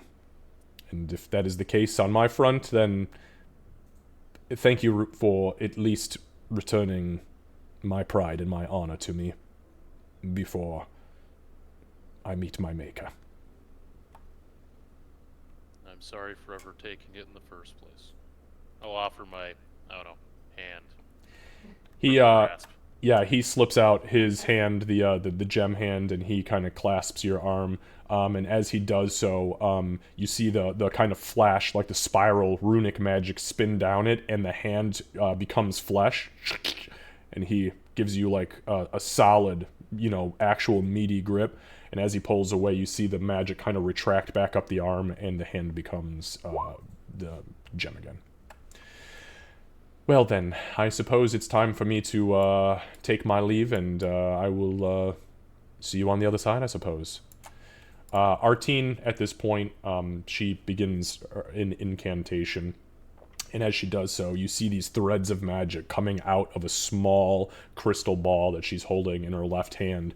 And as she's pulling the threads out, they kind of look like yarn, just kind of lazily being tossed into the wind. And as they're hanging, she grabs them, and with the incantation, she picks them up and she lashes them. You guys see them actually lash into kind of like the mind's eye, the third eye in the center of each of your foreheads, including Nolair. And she closes her eyes and focuses, and as she throws it, you see it kind of spiral past the merfolk on the left and spin around the corner, and you see two of those, and then three of those as they lash onto Grim, Dwendar, and Vondel.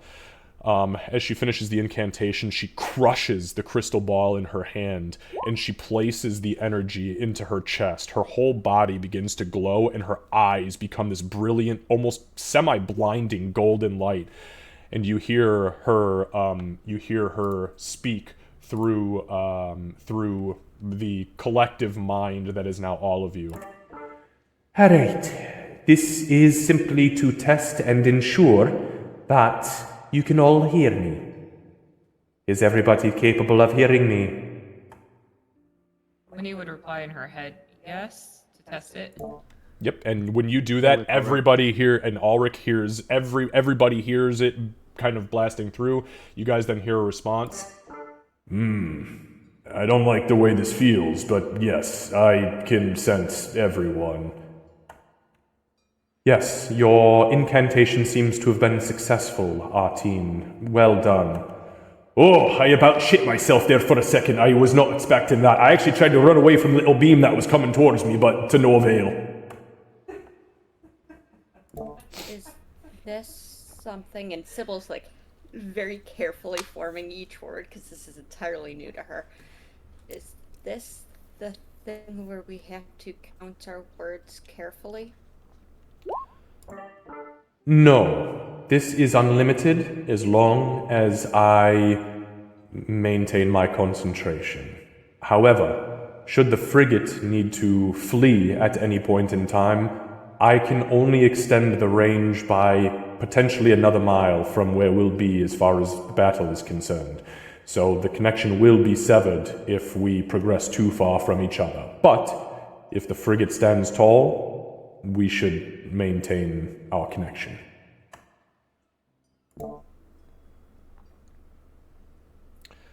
Thank you. Winnie always looks nervous when we're about to go on ships and stuff, but she looks like more nervous than usual. Just for she wouldn't be trying to hide it. She just looks nervous as shit. And it started when we were discussing making calls and giving orders. You would have seen her face just like, ooh. All right, so you guys, do we want to progress to the point of preparation, or is there anything else at this point that anyone wants to do? I just like to clarify something. Before the battle starts, Gartok will take out one of the, I think they call it the Fool's Errand potions, and drink one. Okay, give me 1 sec.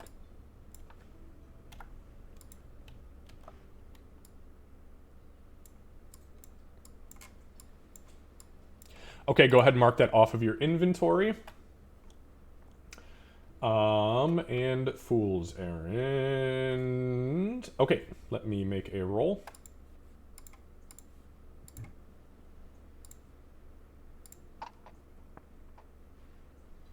Okay, got it.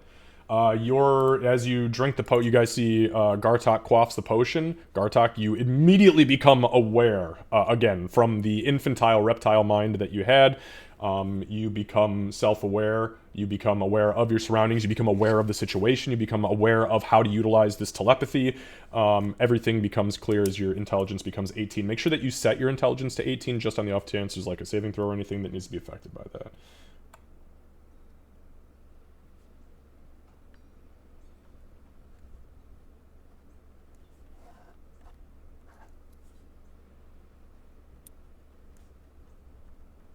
I am now dinky.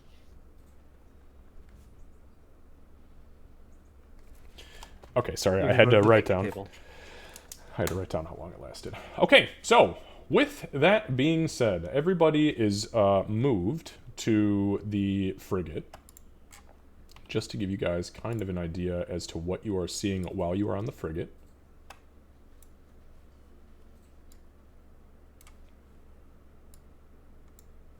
Give me 1 second.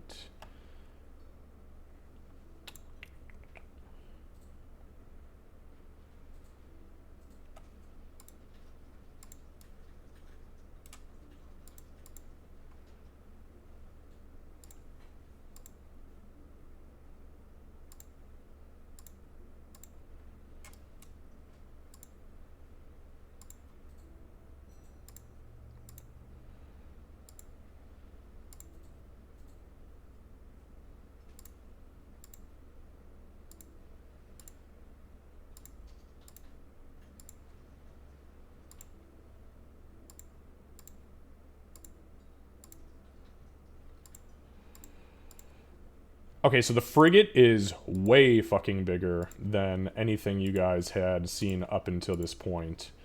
It is, I mean, you saw the picture, of the flagship. The frigate is like half the size of the flagship, but it's much wider. It's definitely a ship that is clearly being used by people who are,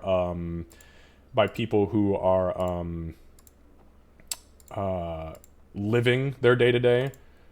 it's clear that it's a command center. You guys land and are brought down.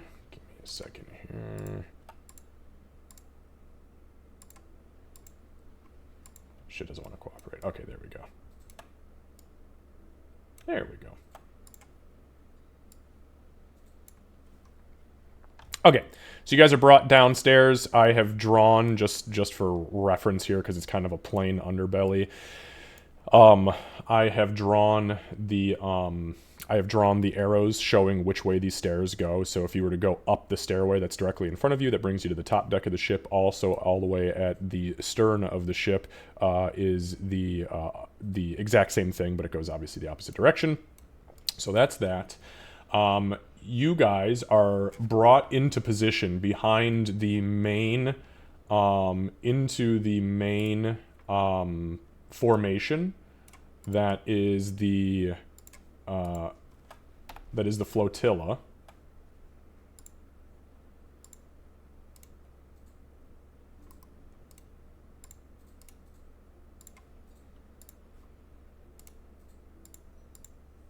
Give me a sec.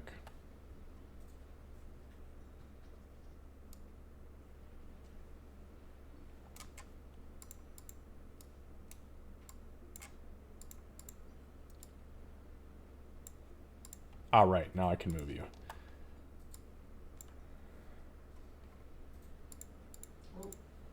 So, you're going to need to zoom out just a little bit, all the way down to the south. Okay.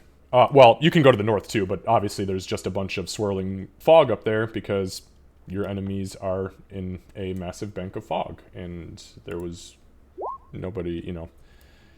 Well, we kind of went into that, but not too much. Okay, anyways, so down at the bottom, you guys have the flagship. You guys have 5 longships and 2 speeders that are the bulk of the flotilla. Okay, then, as you guys pull into formation, in front of you,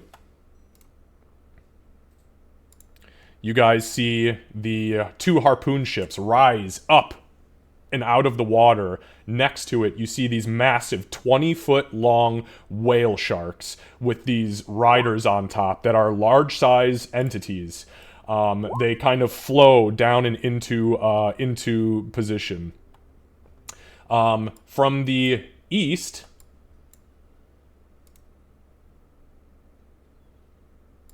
you guys see a familiar banner. Give me 1 second as I show you this stuff, and then we're going to take our break really quick, okay?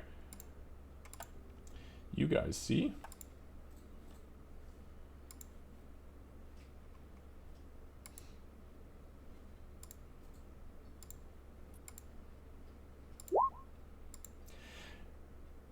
a massive air blimp, few of them,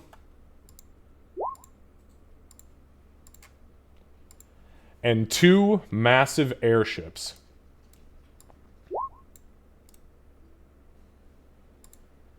As the dwarven formations pull up alongside the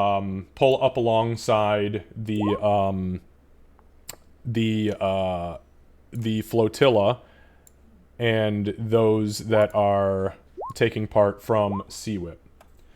Okay. With that being said, you do see the east. You see that hanging from the bannerment. And from the west, you see Clan Thunderbeard.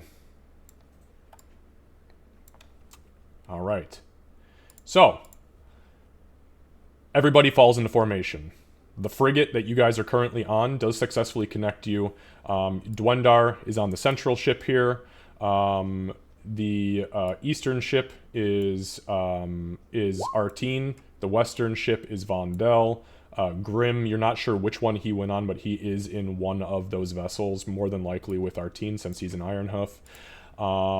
And that is that, my friends. This is your battle map for all intents and purposes at this point.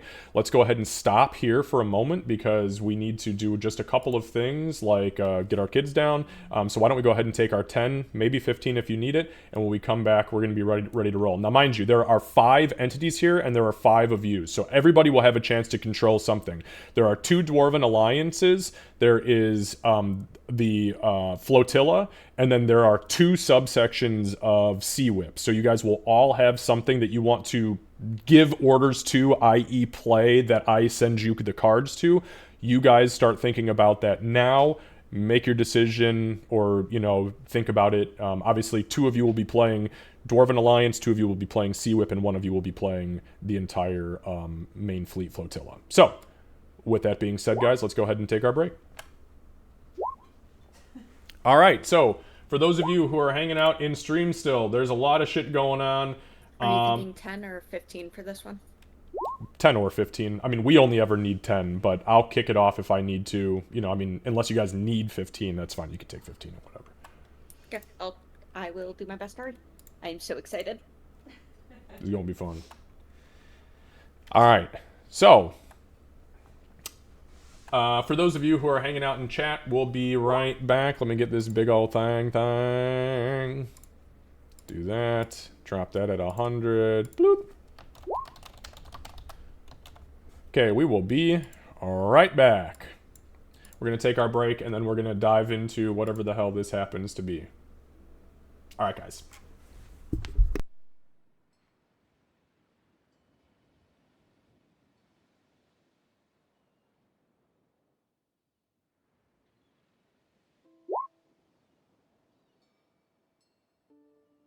Yeah, I was thinking too. I think it makes the most sense. Then I'll take the other Dwarven unit. Dude, this is gonna be wild. I'm just like looking at it. I'm trying to figure stuff out. It's gonna be an interesting experience, man. That being said, I think canonically, Gartok taking control of any Dwarven unit's gonna be a problem. Yeah, let's just hope that potion doesn't wear off in the middle of the battle. Well, it's either an hour or 8. So an hour up to 8. So we'll see. Each round is 10 minutes. So we have 10 rounds minimum.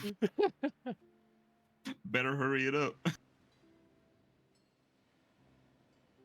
Do these all have their own cards? Yeah, he showed images in Discord. You have to scroll up a bit, but it's like he gave examples of what his sheets will look like. Oh, but they're not. You haven't seen them like in yet, have you? Oh no, he hasn't given us our individual Okay. ones. He said, I think he says he's gonna wait until we pick our units. All right, cool. Fuck, I'm so excited. Dude, this is gonna be wild.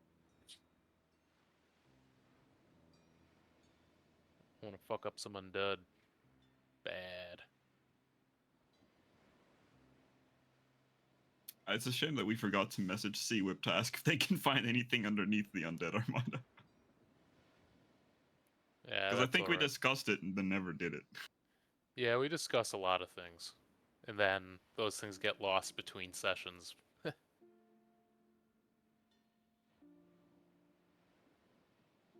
Yeah, this is gonna be nuts. I wonder how firing range and stuff like that works. I'm so curious. Yeah, I think all of that's gonna be on the cards if I had to guess.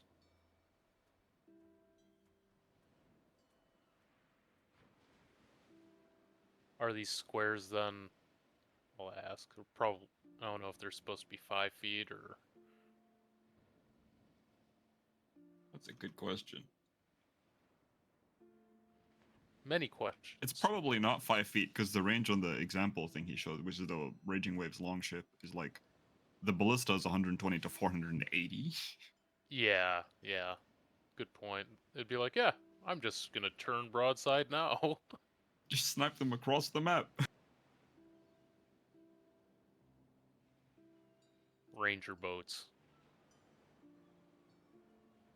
This boat uses its feet to take advantage on every shot. Yoink. Actually, I think that's what Fire at Will does. Yeah, wait, it does give advantage on every shot. It does actually, yeah. Chosen enemy, undead. Cool. Hunter's Mark.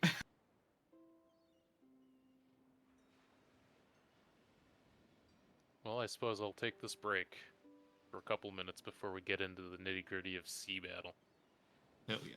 I'm probably just gonna stand up and walk around my room. Good plan.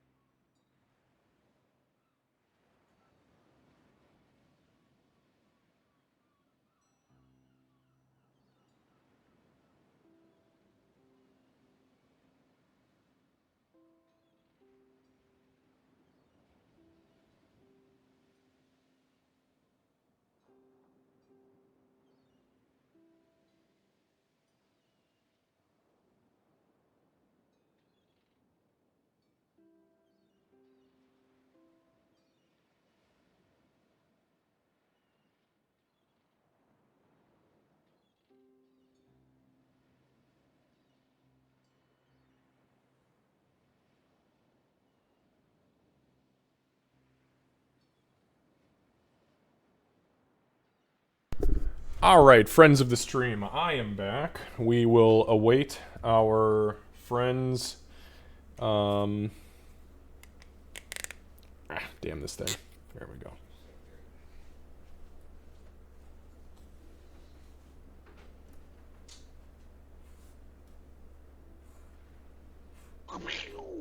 Hey, what is up? Who is that? I'm assuming Pain. Oh, Tug. What up, Tug?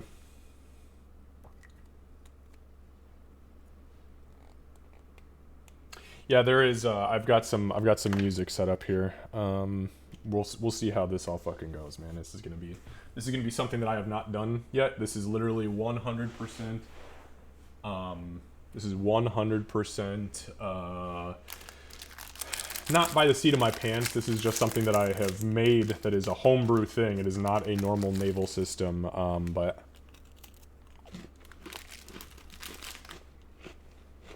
we'll see how it goes.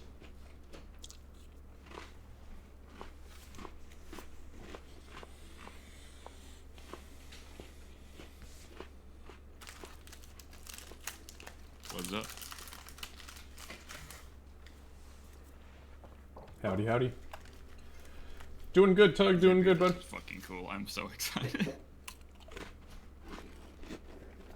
Dude, this is like probably 8 to 12 months of planning to figure out how to facilitate all this. So I hope that it works out well. Yeah, me and Bloodman got a question up.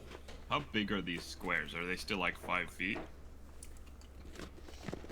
For all intents and purposes, yes, we're working on a 5-foot scale, but no, it's like easily double to 3 times that size.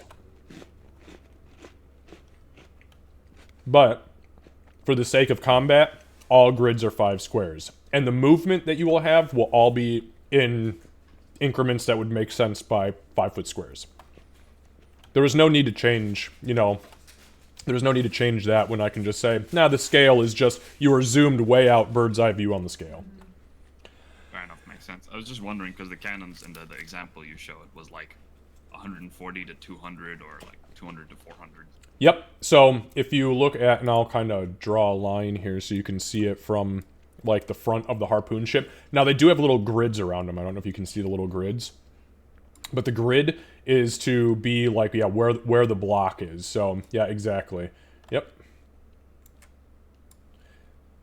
So to the mist, it's 110 feet. If you have a cannon or a harpoon that can shoot 110 feet, that's your 110-foot range.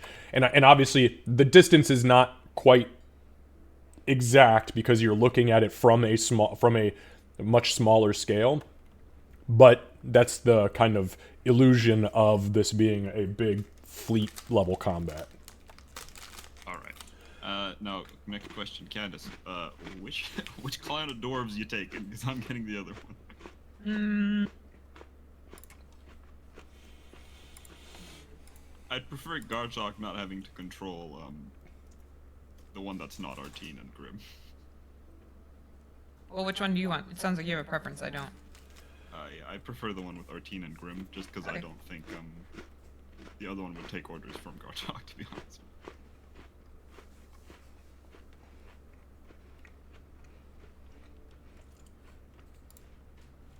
I have so many bugs in my room these days, and I don't know where they're coming from. My window's closed, my door's closed half the time. Yeah. I have an in-character, out-of-character clarification. These moves and stuff, these strategic moves are from... our PCs are directing the ships, right? This is not them doing things on their own that we're just... Okay. It changes strategy brain. Right, and like I said in the rules set, each round of combat is 10 minutes long, which means that your discussion about how you guys want to proceed is not just a quick 6-second thing. It is, this is how we want to facilitate, yada, yada, yada. Yeah, when I drank that potion, I was like, I'm either gonna get 10 rounds or nothing else. To be fair, the minimum is 1 hour, yeah. Yeah, that's what I was saying. 10 rounds or minimum or more. So I hope we win 10 rounds, otherwise, good luck. Gartok's commanding the ships. Yes, move forward 15 paces, turn to broadside and fire. Crash them into the sea! Crash into the sea! Oh, Jesus, Gartok. Hit rock in front, go.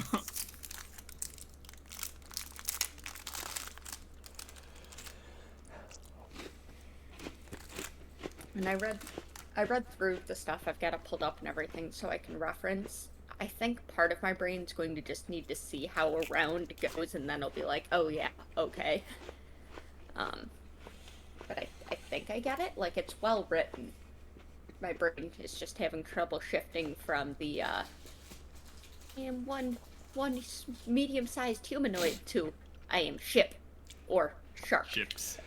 Yeah, it's just, honestly, the only difference between what I have written is that and is action economy, because inside of your turn you can move and fire, or use full speed ahead, or use fire at will.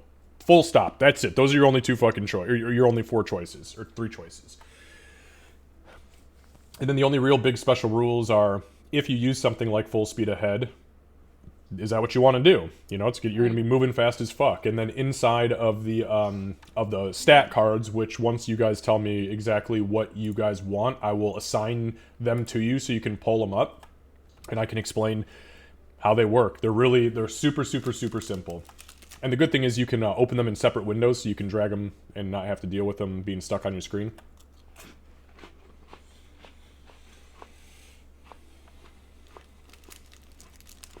Is anyone else really scared to see what's under the fog?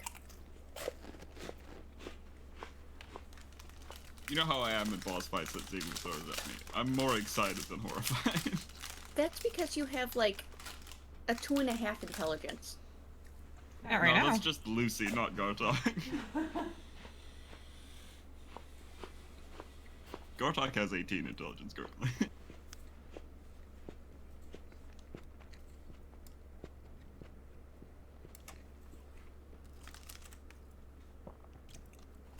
I love the dynamic between Grim and Artine. It's so funny every time.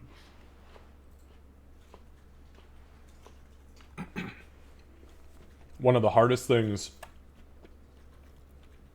when you're writing as a DM is knowing that at some point in time in a campaign, 2 of your NPCs will have to engage with each other because the party willed it, and you need to know the dynamic between the 2, accents between the 2, what they each know that they can potentially or potentially won't share, what their relationship is, and that's fucking hard because it's like playing split personalities while having to deal with you crazy bastards.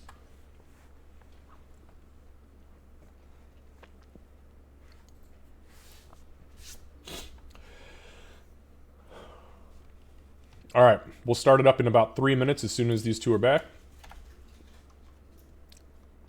Yeah, I was thinking about the last time we did this was defending the Grove. Remember that, Sybil? In person in Illinois, in our I basement. don't want to think about the flaming wall.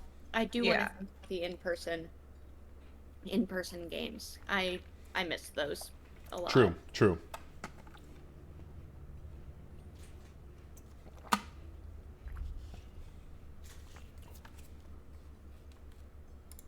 She misses the pasta salad. I miss the fucking pasta salad. True story, we cannot get that salami down here. Just doesn't exist. We tried it the one time and it was so fucking gross. I was like, oh god. They're like, but if you want some hog hawks, get the fuck out of here. Seriously, you can, by the way, down here, I kid you not, in all the supermarkets, if you go to the pork section, you can buy slices of hog jaw with the teeth attached and everything. They slice them in, and literally, I know people will grill it and like stew it and then eat the meat out of the jowls. I'm like, yeah. No. I make that pasta salad all the time now. I've made 2 changes to it. One, I usually use zesty Italian dressing now, and 2, we've added cucumber to it. Oh, that's a good addition. And it's every potluck, every time we're quote unquote meal prepping, everything. It's made so often. It's because it's easy and delicious. Alex said, and a side of pepperoni to add oh fuck to it. yeah, hell yeah, yeah, because there are meat eaters in the house. Yeah, and All it's right. usually we'll portion it out like the night before, and they'll add like the meat to it, and then the next morning it's ready to go. All right, guys. So, who is going to be in charge of what here? I'm just going to go through them left to right, top to bottom. So let's start with the Dwarven Alliance. The Dwarven Alliance red, which is to the left, which is we're just going to call it Dwarven Alliance red. I don't know if it matters, but Lucy was saying he wanted to command the one that Artine is in. Okay, so she's on the right. Okay. I'll do so the she's other. gold. So it's going to be referred to as red and gold because you can see the two different I'll colored take ships. red. Okay, so Candace is taking red. Give me 1 second. And everybody has to be on the same page. So you guys are cool with this? I don't want somebody to go, well, actually, I want to discuss this because I wanted to be doing this thing. Yeah, we kind of just decided, like, Pseudo decided before we all left, and then Lucy just had that preference. Everyone just kind of went, all right, sea whip, dwarves. All right, so I'm going to go. Makes sense. I'm going to share this. Okay, so you guys just saw the airship thing pop up. Gartok and Winnie. Okay, so you guys, in the upper left-hand corner, you can click the little double tab icon, and it will pop it out as a new window, so you can move it wherever the hell you want it. Okay, the only things you need to pay attention to here are the... And actually, you know what? Hang on. Let me get everybody something really quick before I go into this, okay?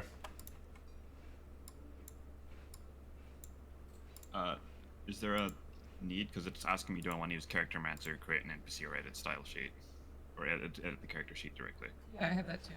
Wait, what is it saying? I don't understand what you just told me. Take a screenshot and send it to me because I obviously can't see your shit.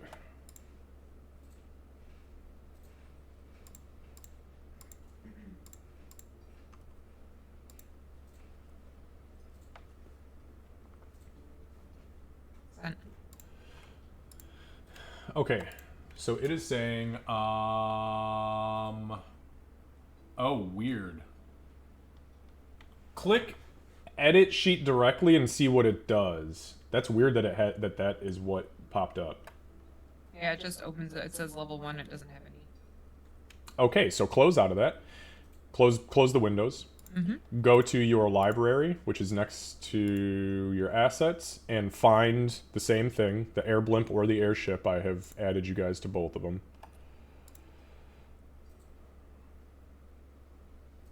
Did you find them? I'm looking right now. I see like the picture, but Okay, click it. Did it open up? it's blank on my side. Let me check it. Hold on. I clicked an airship and I got all the like stats for it. Okay, so it just opened up like airship or air blimp, AC, HP, There we damage threshold, all that shit. Okay, I was Yep. like, God damn, are you guys Yep, fucking I kidding me? have the air blimp pulled up, but it didn't pull anything up for me for airship. Really? Yeah, for me it's Pulled blank. up both for me. That's weird. Okay, so Candace, on the if you pull up the airship, can you hit the double tab and see if it opens it up when you bring it into a new window, or does it do the weird character sheet It's thing again? doing nothing. Let me just refresh my thing. And Yeah, make sure do it's it. okay. Also, are you clicking on the actual airship? Because I shared a picture with you guys. So are you clicking on the picture that I sent to you, or are you clicking on the actual NPC card? So when I click on air blimp, which was the picture, it brought up the character card. It's character always sheet gonna. for me. It's always gonna. Okay, hold on, shush. It's always gonna have a picture because that's how it's defined. Right. Okay, When I so click this, it does nothing. okay, so click that, double tap. Doesn't do anything. Okay, now go back and click air blimp. That one works. Okay, that's the one that we need to be looking at. That's what you need. Scroll up to Allied military units. Okay, close that. Scroll down, all the way down. You can click that, but I don't think that's going to be it. That's just a picture. You can shut out of that. Scroll down. Okay, give me 1 second. Let me see why this is not functioning. All right, technical difficulties. Hold on. It's never easy. You said you're the airship? Yeah, airship is what I need. Yeah, you are added to it. Let me refresh then. And just see Hang if on. that's- DM Xavier, Winnie. Yeah, no, you are in it. So you're gonna need to just refresh and see if it works. Okay. While that's happening, what about C-Whip? I'm assuming that Sybil and Ulrich are doing C-Whip things. Okay, give me 1 second to edit this and get you guys in there. That is Ulrich and Sybil. Ulrich and Sybil. Okay, your Harpoon Cavalry is updated. refreshing work. Okay, there we go. We got the answer. Whoops. We've got Ulrich and Sybil on the Harpoon ship, and Ulrich and Sybil on the Harpoon ship. Save changes. Okay, so you guys should have seen in your Allied Navy tab the Sea Whip Harpoon ship and Harpoon Cavalry pop up. Yes. Okay, Bloodman, I'm getting your guys. Yep, got him. Okay, here's your Raging Wave Speeder. Long ship incoming. Long ship is up. Flagship incoming. Flagship updated. Okay. So if you need to refresh, if it's not pulling them up, I would say just refresh really quick. Now, when you open them up from the Allied Navy, you guys will see a, and I'm going to show this over here in case anybody on stream is curious about how I did these. So you will see a few things here, okay? This is obviously a character card. It looks like a creature card, like an NPC card, stat card. Everybody have something pulled up that they're looking at? Okay, excellent. So what you are looking at here is every unit's respective card. The way that it works is that you have an AC, just like any other character card would, your total hit points, which everybody starts at full, and a damage threshold. The damage threshold is the amount of damage that your ship absorbs from every individual blow before it begins to take damage. So for instance, the Raging Waves flagship absorbs the first 20 points of damage that hits it before it starts taking damage, okay, because it's very armored. Below that, you see a speed. Your speed is broken down into 4 sections, and there is a cost to the right of that, which is also broken down into 4 sections. And if you notice, it starts at the maximum of your hit points and goes down 25% each time. So I did this so that you guys can see that every time you lose 25% of your max health on any given ship or entity, your speed is reduced. When the Raging Waves flagship goes from 750 to 385, its speed will then be from 20 to 10. Make sense?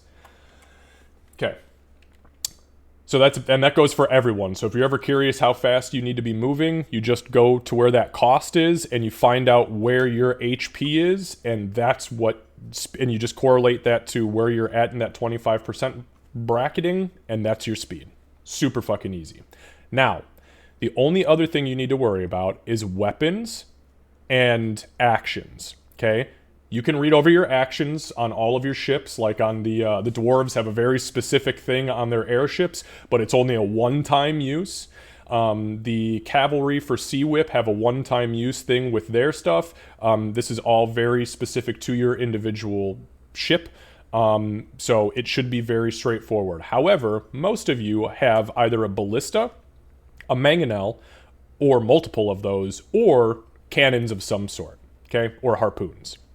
So, the weapons section, just below where the speed and the cost and the HP and all that, it should tell you how many weapons you have, what type of weapons, and how many. So, for instance, the Raging Waves flagship has 4 ballista and 2 mangonels. When you fire your weaponry, unless you have used an ability that says otherwise, you fire all of your weaponry.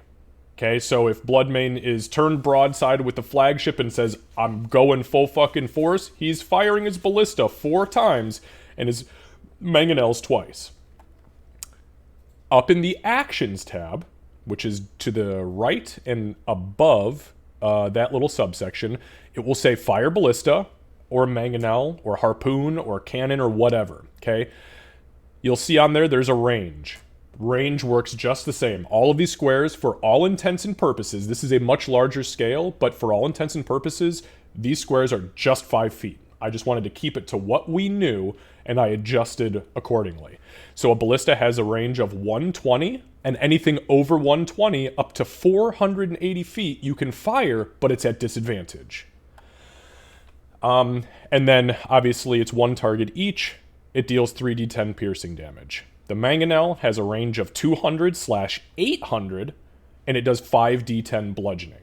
So what I want everyone to do is, if you have a weapon of any sort, just a basic one, either fire ballista, fire harpoon, fire cannon, whatever it happens to be, I want you to click on the words fire whatever.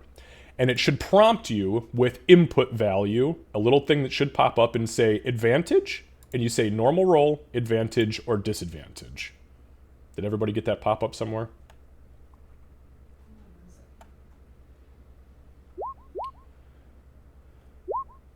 Okay, I didn't say click submit yet, but yes, go ahead and click submit, and you, Candace, I don't know what's going on your end. Yeah, I don't know why you're the only one. Okay, so if you have, and we can stop rolling those now. So if you have advantage on a roll, all you do is you check advantage. It will auto roll the advantage. If you have disadvantage, it will auto roll the disadvantage. I set that up to make it really, really, really easy for us. And it rolls what damage you deal, right? So for instance, that last ballista I fired, which you guys can't actually see because it was just a DM thing, I rolled a 25 and I dealt 14 points of piercing damage. If I would have been shooting that at the flagship's threshold is 20. I wouldn't have done any damage, but 1. It's always minimum 1 damage. okay? But I wouldn't have done any of the extra damage. So, that's literally as easy as it gets. There is no tricks. That's it. These are your things to have, and that's the end of it. So real quick clarification. So since I have 3 harpoon guns, I would do that 3 times for an attack action. If you were broadside, and if you were firing all 3, yes. Okay, just wanted to clarify that it wasn't all 3 in like one roll. No, and again, when you are the other ticket is that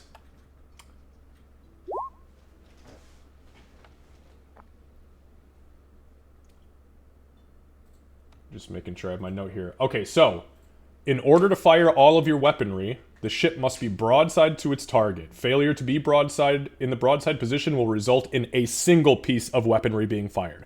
So if you don't want to move broadside, you can just move straight at the opponent and fire one of those harpoons. But obviously it's more effective if you move, turn broadside, and then fire everything. So just keep it in mind. Any questions? Did I make this simple enough to... It seems okay. So keep those windows up and open. I'm about to grant you guys individual control over the actual tokens. So bear with me for one moment.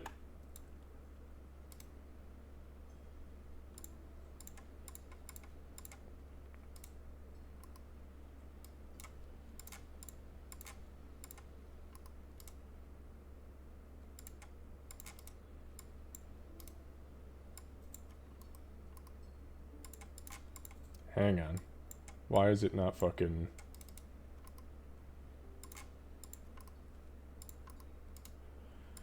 Alright. Give me a second, I have to refresh. Something's not right on my end either.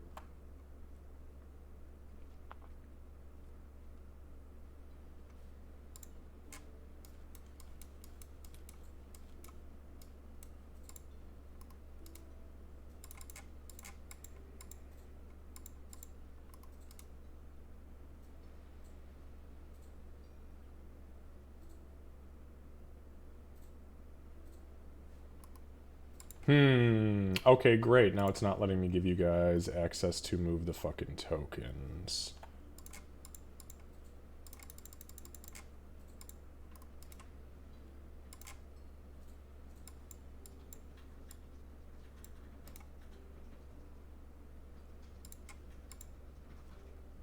That's why. Give me one sec. So the little barriers that I have around it, I had to group them, like, because you guys can see the little outlines so that I knew where they were going to be. It is very uncooperative.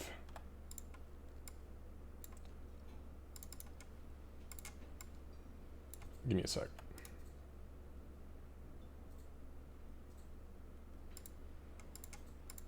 Okay, let me try this and see if this works. Okay, so left-hand side was Candace, yes? Yes. Okay, Candace, you should slowly be able to see that you are getting access to the entities on the left. Yep. Don't move them yet, though, because I have to reset the grid. Oops. All right.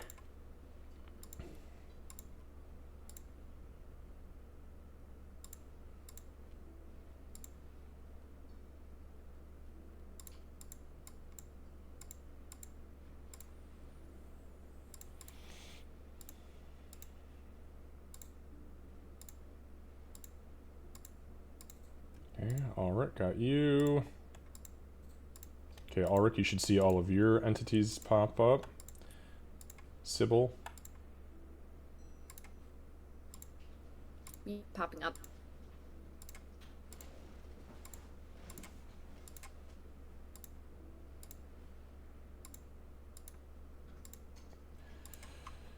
Okay, Sybil, your 4 units should have just popped up.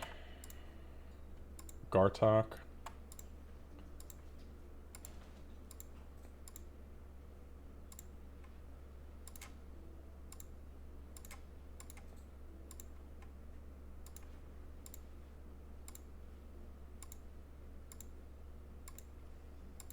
All right, and last but not least, Bloodman.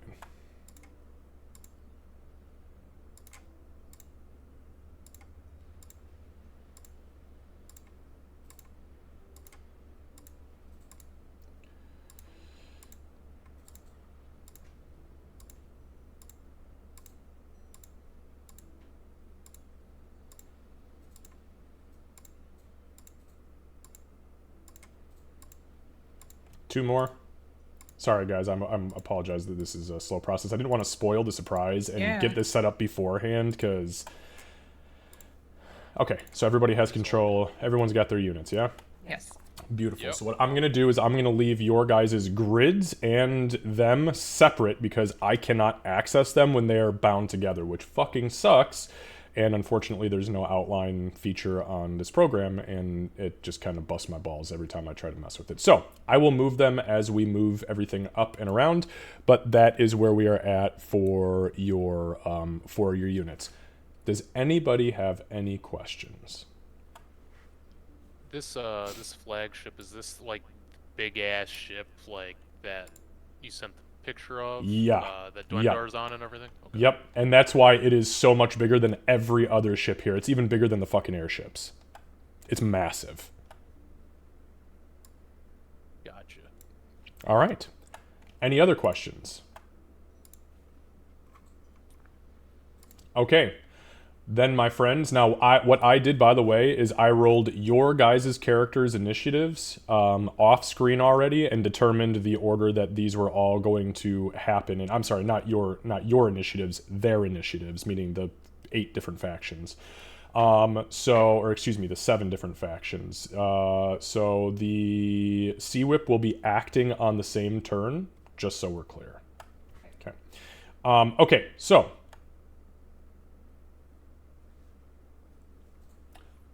And I'm doing that because there's just so few of them. With that being said, you guys are brought into position. You feel the telekinetic link.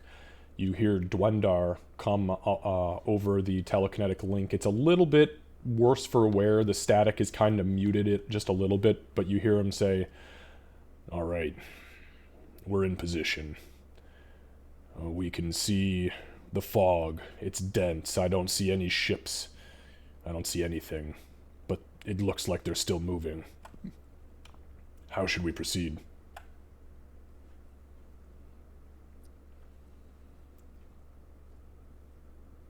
I think we should all find spots to go broadside and let them come. Blow them out of the water when we can see them.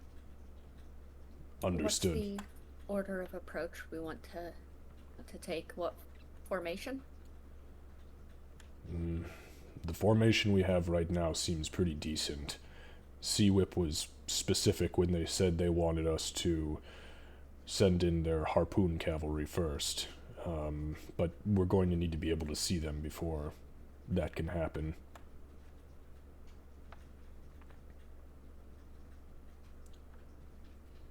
Okay, so we plan to get broadside and just let them have it as soon as we see them?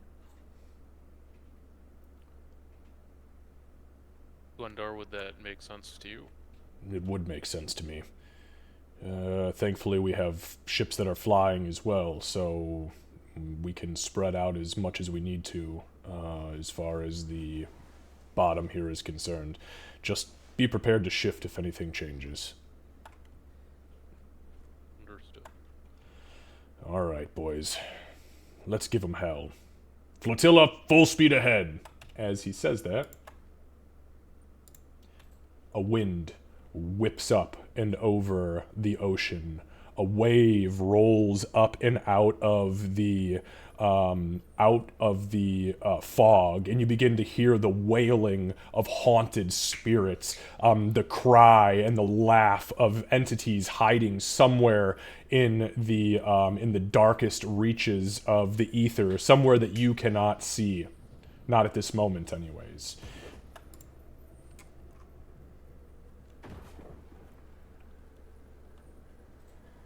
And combat begins. So, with that being said, Sea-Whip has rolled the first on the initiative order. And by the way, that was no ploy by the DM. It actually fucking happened. Half of these entities rolled below a 7, and Sea-Whip was like an 18. So, Sea-Whip, what would you like to do? You guys can move on your own accord. Just let me know where you're going and what you're doing. Sorry, at the moment I'm getting my cards in different screens so I can see them better. Yep.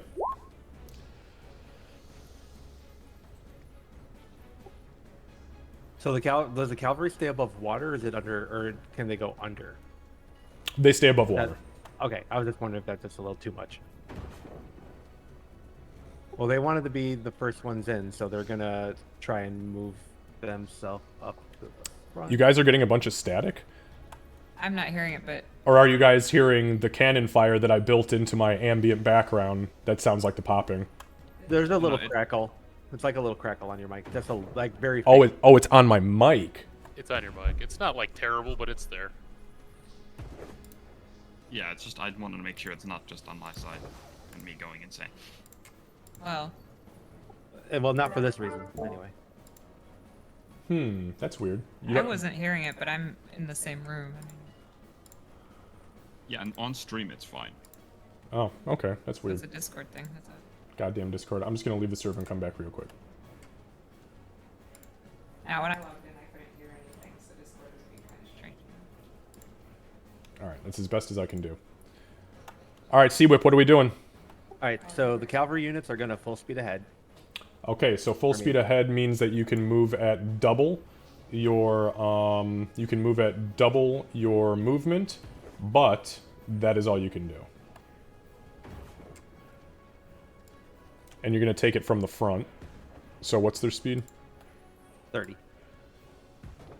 So you're moving right there for that guy. There you go. I think we're gonna match on the right. Perfect. Alright, so you guys see the Harpoon Cavalry begin to jump up in the waves of the water, bolting straight at the fog. Brave as they possibly can be. Alright, let me get the... I'm moving these up just so we can see the markers. It's going to be tougher with the ships to see. Okay, Harpoon ships. Vine, they're at least gonna move Zest up to 30 and then kind of go broadside so they can kind of like flank behind the cavalry. Okay, what's the speed of the Harpoon ship? Also 30. 30? Okay, so if you're doing that, you can only take half of your movement and then switch to broadside. That's in the rules. No, rule number 1, moves. Which would put them about here, which wouldn't So be 15. bad. 15 and then broadside? Yep, that's kind of where I was going. Okay. So that's broadside.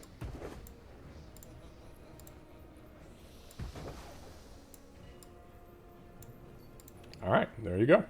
Are you able to either group or also give us access to the grid markers No, to make lives I easier? can't. I Okay. can't. It'll make my life harder because then I have to click. Anytime you take damage, I have to right-click you, uncheck the grouping, and then redo it all over again. So I'm just gonna move them. Gross. I was trying to make your life easier, not I harder. know, but here we are. Okay, so you guys move, and then you turn broadside. You cannot see anything right now, so there's nothing to shoot at. My only thing is, do we want to be here instead, which is the same 15, but it allows someone else to go in between if needed. Perfect. Yeah, that's fine by me. Your choice. All right. Okay, so anything else on Sea-Whip's end? All right, Nope. Sea-Whip. So we are now moving on to the Dwarven Alliance Red. Candace. Okay, so I'm assuming these are my blimps, right? Or do I have it backwards? Yep. Yeah. Okay. No. Yeah. Well, Okay. there's only, you get 3 blimps in one And one airship. airship. Yeah, I just wanted Actually, to... scroll in. I want you to scroll in all the way because they're all titled. Oh, they are titled. Oh, yeah, yeah. Thank you. Yeah. Okay. So I'm going to... I'm gonna move, I'm gonna move 15 and then go broadside. Okay. Oh, does broadside have to be straight? Yes. Like that? Okay. No. Sorry. It's a complete. Okay, you go. that's you. It's got to be 100% sideways. Okay.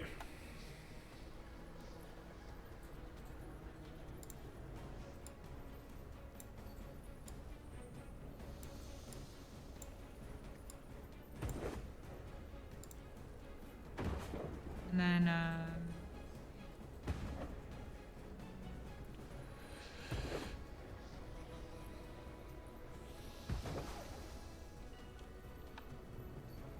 Sorry, I'm trying to figure out.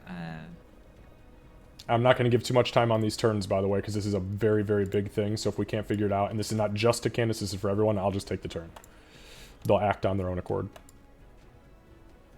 You need to actually move it, Candace, to a... You need to move it so that it locks. You can't do what you're doing here. It's got to be on an actual set of grids. You keep hitting Control or Alt or something and dropping it like right in the center. I Doesn't work wasn't, like but that. I'll just No, make you sure. did, because when you turn it from not broadside to broadside, it moves. automatically sets it. So you got to make sure that you move it to actually drop the squares. Okay. Otherwise, the grid doesn't line up.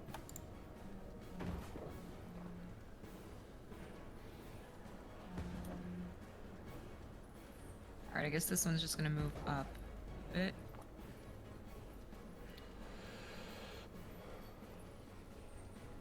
It's gonna use its full movement so that way it's not shooting past its...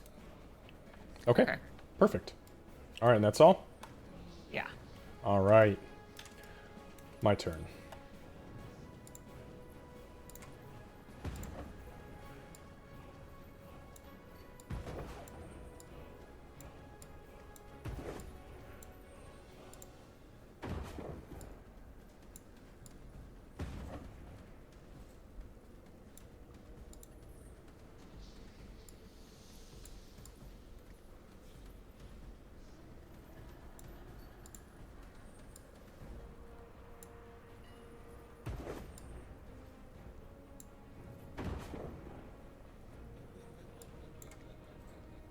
All right, so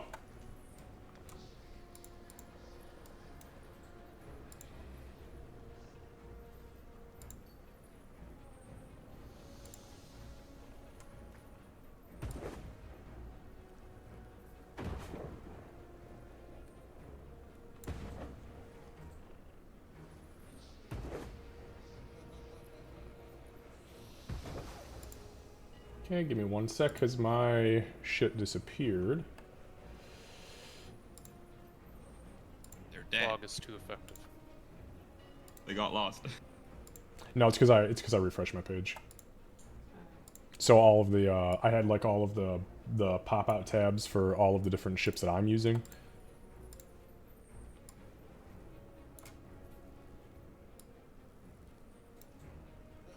Yeah, your pop-outs must be even more egregious. Like, it must be horrible because it must be all over your page. Oh, but you have multiple monitors, so. I do. I run 3 monitors. Do you know, is it possible to have them pop out into a tab instead of a new window? Mine pop out into separate windows, and then I just keep them up, and they're all over the fucking place. So, I think you can drag the windows into a tab if you want to. all right. I So, actually thought to try.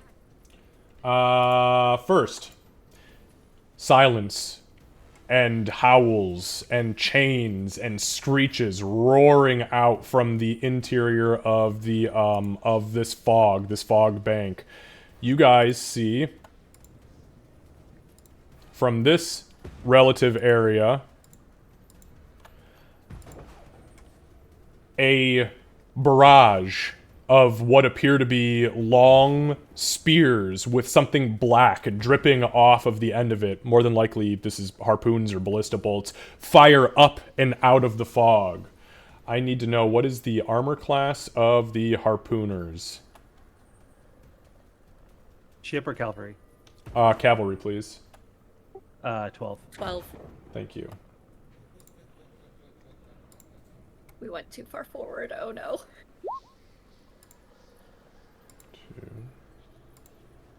2, 3, 4, 5. Okay, so let me just zoom in here real quick because some of these are going to be hit. So 3 hits and 2 misses.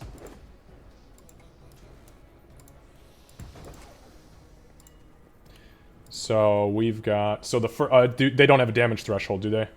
The cavalry? Nope. Okay. 0.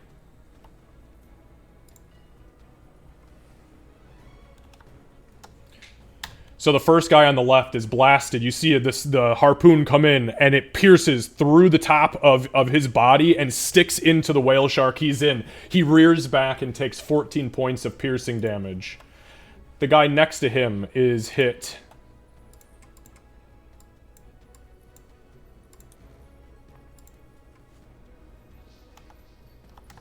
This is a glancing blow. Only deals 4 points of damage, but he is struck. The guy next to him, the spear flies overhead. Going over to Sybil's group over here. Again, another spear whizzes overhead and splashes down just behind it as it is actively moving forward. Now, the guy in the center here, he is hit. Not only is he hit dead on, but it hits the whale shark. It clips the guy in the thigh and pierces all the way through the whale shark. You guys actually see the spear disappear below the waves and then bob up to the surface with a chunk of the whale shark. This was a nat 20. So that is...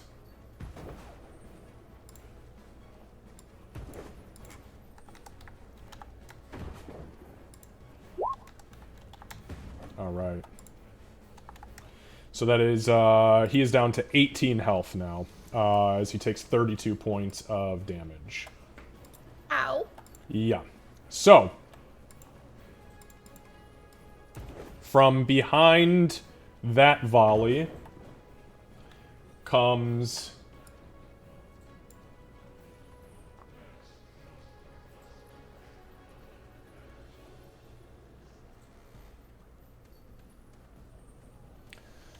a secondary volley of what appears to be some sort of harpoon or spear, something of the sort.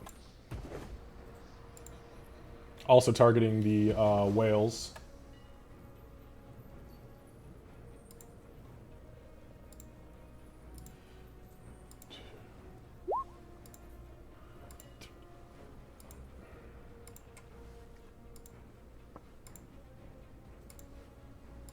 All right, so you said what was the AC on these guys? 12. 12? Okay.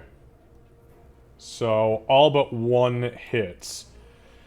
So the entity all the way to the left is hit by 1 for 10 points of piercing damage. The one next to him, that's a dirty 20 that hit him. And he is brought down to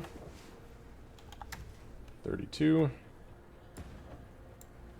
The guy next to him is also hit, so your entire first formation is now taking damage. That front formation is for 9 points. Moving to the right, the first whale is struck for 20 points of piercing damage. The volley is just fucking shredding through these guys, and there is the water in front of this cavalry charge is now turning red. The guy in the middle got lucky. It missed him, which he had just been critted on, so that one falls a little bit short. However, the guy to the right does get hit, and that is for 12. All right.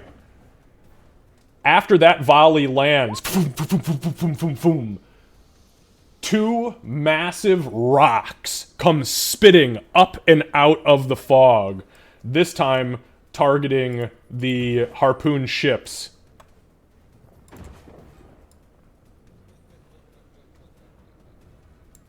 What is the harpoon ship AC, please? 14. Thank you.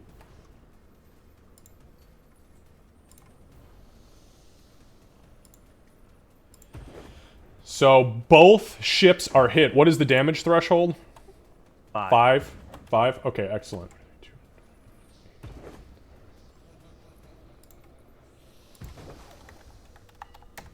All right.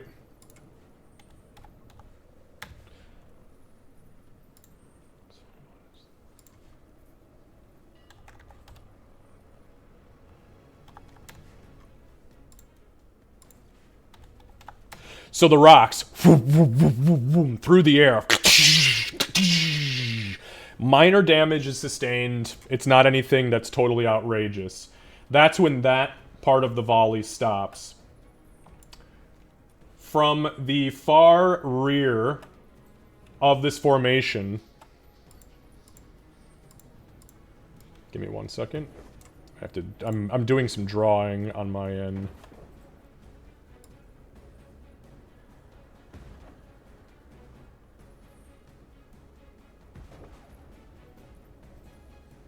Alright, so the flagship on the right... I'm sorry, not the flagship, the harpoon ship on the right. It'd be weird if it was a flagship on the right.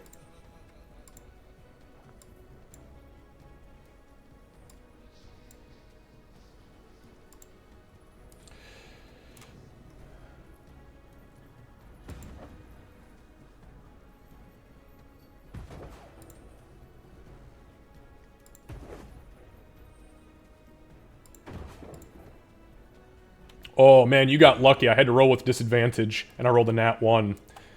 So, you see a beam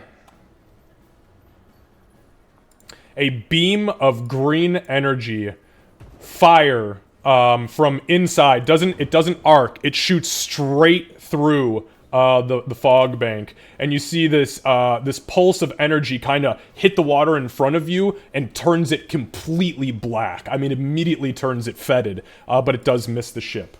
That is the end of their turn. It is Dwarven Alliance Gold.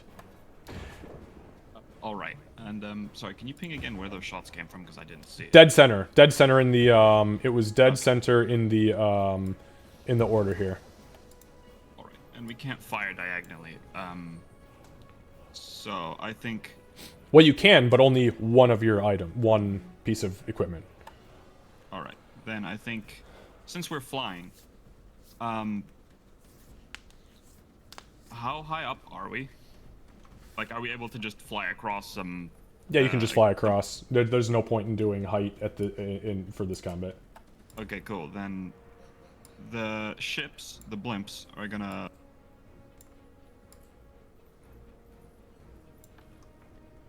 We can't hear you, bud. Oh, sorry, I forgot to hold my button. The blimps are gonna move 15 feet to the left. Okay.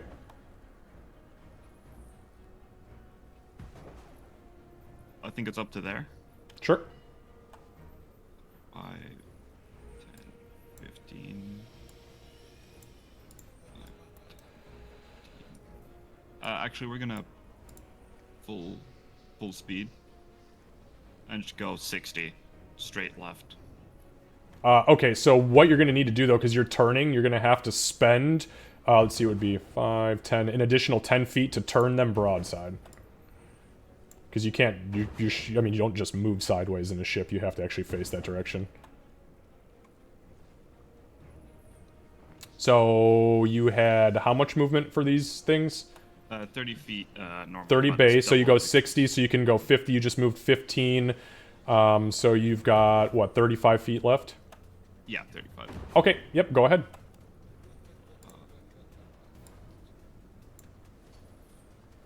5, 10, 15, 20, 25, 30. So we're gonna move that direction. Okay. 30, 35.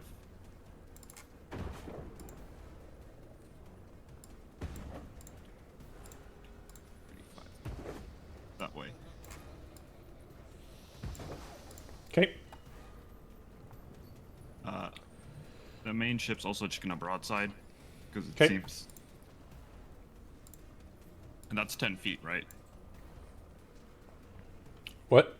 It's 10 feet to broadside and then move forward. Half your movement to broadside, Okay, so and 15. yeah. But for the sake of a full speed ahead, you are just using some of that movement to turn. No, this is just not full speed. 5, 10, 15. Yeah. So for now, we're just gonna move there, and broadside. Okay. That brings us to the flotilla. All right. So, question about firing: is this Yes. kind of similar in that, in normal play, if there's like a ship ahead of you, Can't fire arc through it. over? Nope. Okay. All right. I'm going to move this guy. 5, 10, 15.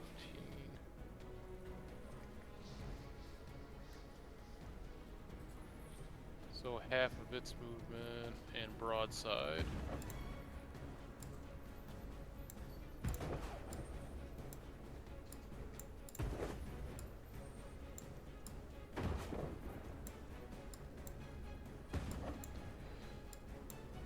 Sorry, broadsiding. Remember, it shifts the whole platform, so you gotta reset them on a grid on the grid. Gotcha. Or I'll do it. No, it's fine. I mean, if you guys forget about it, I'm just gonna remind you that I gotta set it up. Alright. And so at this distance, what is the distance?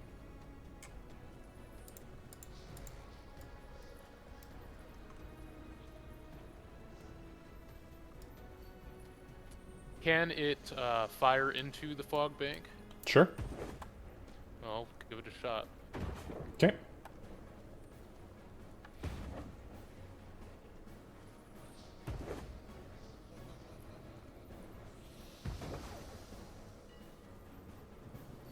And I imagine both of these will probably be a disadvantage.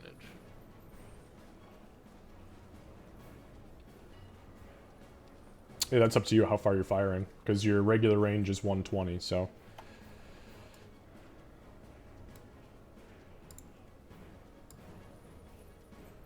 I have to zoom all the way out so I can see. Yeah, it's like Trying to use it's like 145 to just the Okay. the front of the fog, so you are definitely at a disadvantage if you're trying to shoot into the fog bank. Yep, yep.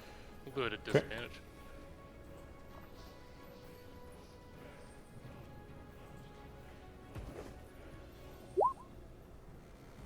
Okay.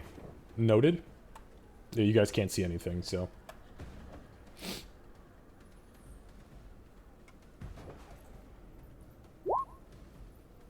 Okay, noted. All right.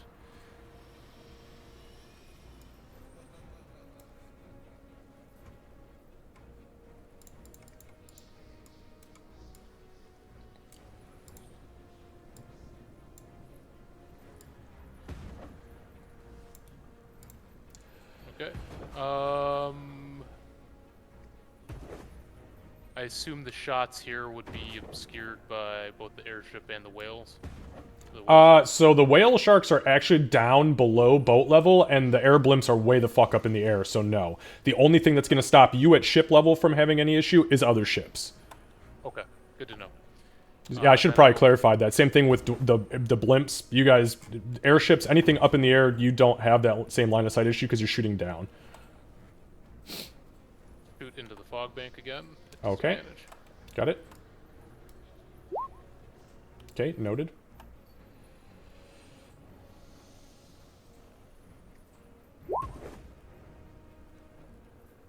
Okay, noted. All right. The long ships.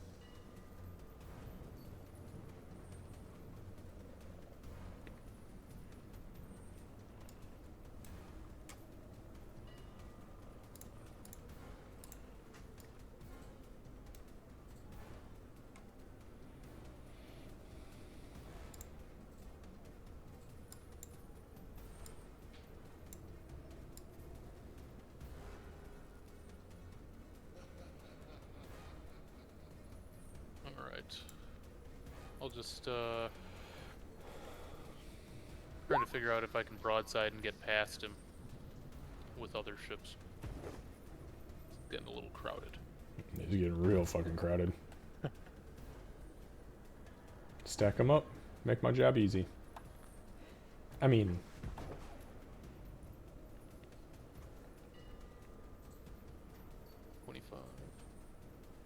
Move him over 130. We'll just 35.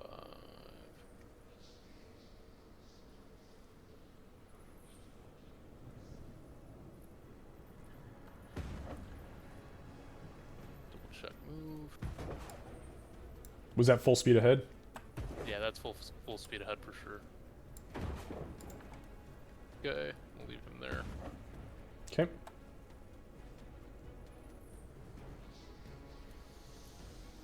And if you're moving in a straight line and trying to go diagonally around a ship, just move them diagonally and count the 5, 10, 15, just like you would if you were in a normal thing. If you're turning completely to the right or left, then you need to go broadside. Okay.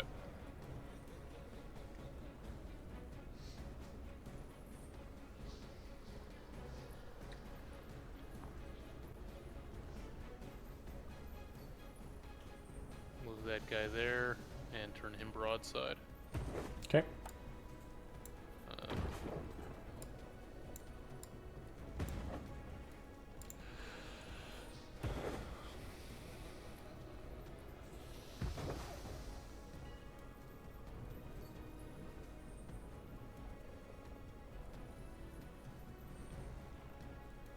Full speed ahead with him. Okay.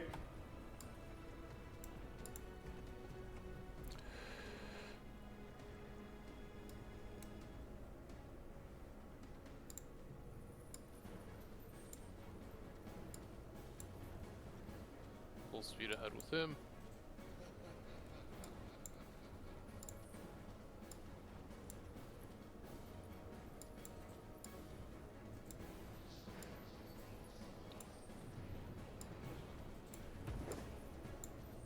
And with the flagship, I will fire from it as is without being turned broadside.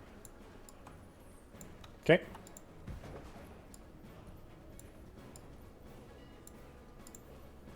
So, do I pick, or is it Yeah, whichever one you want. whichever one? It's just you only fire one. Gotcha. We will go with the mangonel because it has a better range. Okay.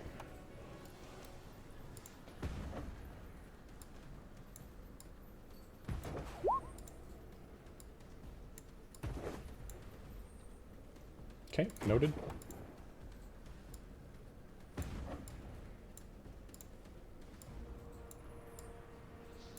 All right, anybody else firing?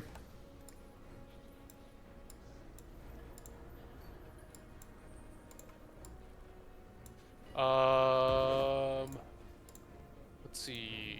Full speed ahead on those guys. I don't know if they can.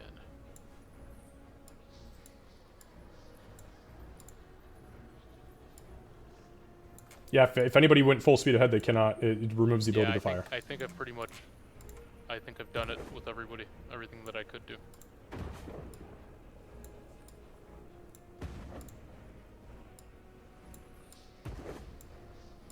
All right. So yep, we'll call it. I might have to move that one longship over out of the flagship range. I'm not sure. All right, so give me 1 second here. So you actually, yeah, you do. You have to move the one longship because he's actually inside. There we go. Sorry about that. I was organizing shit on my end since you guys are doing stuff now. Okay, cool. You're good. All right, looks like we got everybody nice and lined up. Airships overhead, and that is that. All right, so on to my turn. So...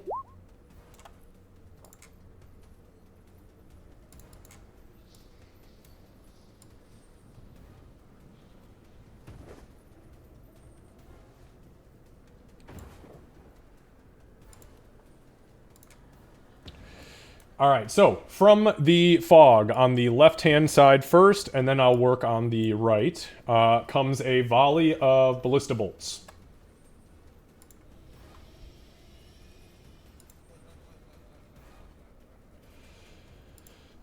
Oops.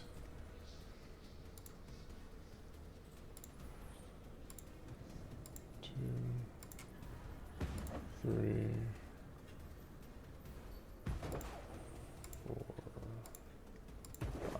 All right, so what is the airship's armor class? Is Candace. 16. 16, beautiful. So that is 1, 2, 3, 4 hits, 1 miss. So the ballista bolts up and out. You see them arcing high, high, high, high. One doesn't make it; it crashes into the ocean. But 4 hit, and one of them sticks in hard with a critical hit into the underbelly of the of where one of the generators is, and you see one of the fan blades spin and shoot out of the bottom of the ship. What is its threshold, please? 15. 15. Beautiful. So you take no damage on the first strike. Second strike, you take 5. Second, you take 8. So that's 13.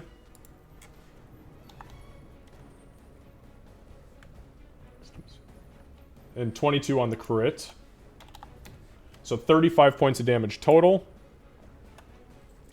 And you have been hit with a crit. This is typically, we're taking on water, which is a ship thing. However, you still do suffer the same issues. So Candace, go ahead and make a Constitution saving throw. This is just going to be roll a d20.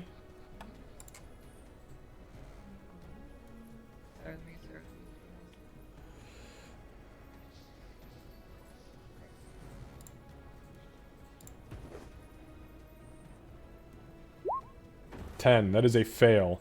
So you I'm gonna put that. Actually, you know what? That marker's too small. We're gonna just use the red dot. Red dot. So you have officially, you are taking on water. What actually happened is with that critical hit, it fucked the fan blade up so bad that they've got to now panic to get engineers down there before this thing crashes into the ocean. So you are officially taking on water until the end of your next turn, meaning that you move at your 25% speed marker. Okay.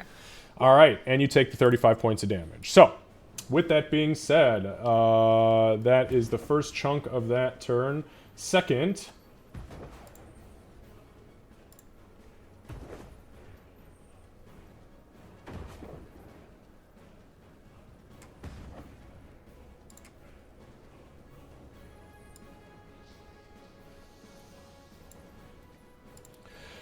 A second volley of ballista bolts come flying out of the left fog bank. This time targeting the whale cavalry.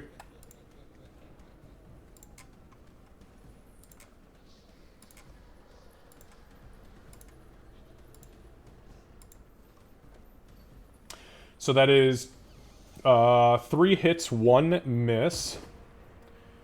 So the guy on the left-hand side, 33.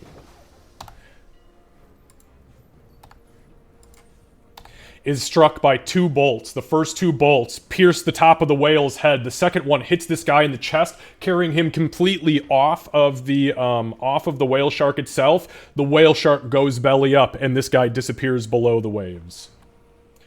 Third bolt crashes right about here and misses. The fourth one does strike the guy all the way to the right.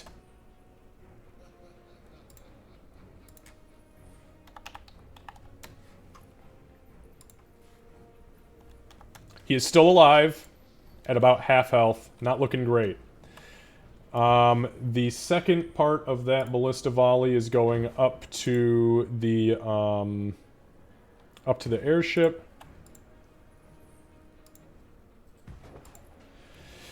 What was the AC on the airship? 16? 16, yep. 16, beautiful. With a 15, correct? Yep. Yep. Okay, so it's hit by both, but it only takes 11 points of damage. That's minus the 30 it should have taken from its damage threshold. All right, following that comes a volley of rocks. First, at the whale sharks. One splashes just in front of it and misses.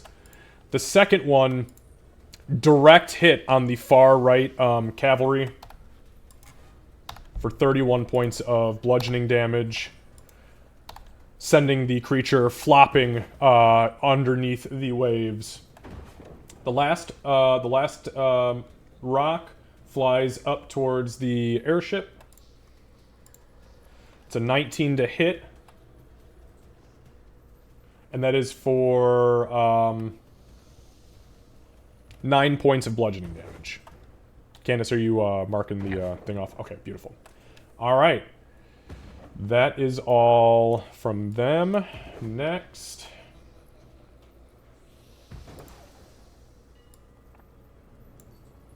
There is going to be a burst of green energy that ripples downwards towards the airship, upwards, I should say, towards the airship.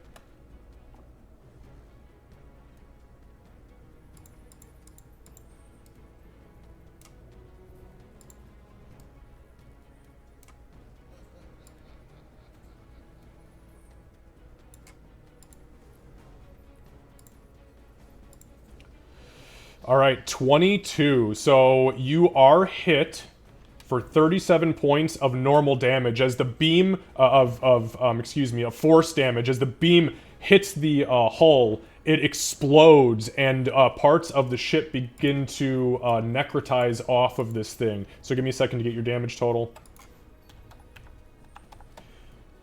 So it's 54. So 39 total with your damage resistance. 17 of that is force, 37 is necrotic, as it rots away part of the underbelly. Alright, looking to the east. There is a volley of ballista bolts coming from the right-handmost fog bank. 1, 2, 3, 4, 5, 6. All right, so that is there's a nat 1 in there, so that one definitely misses. But 4 of the 5 hit. There we go. All right, so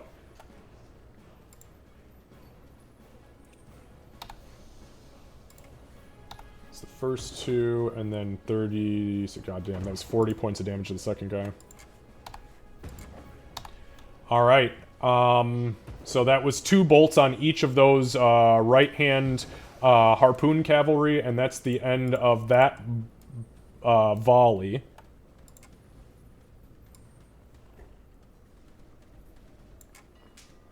Then there is a secondary volley that is followed up afterwards.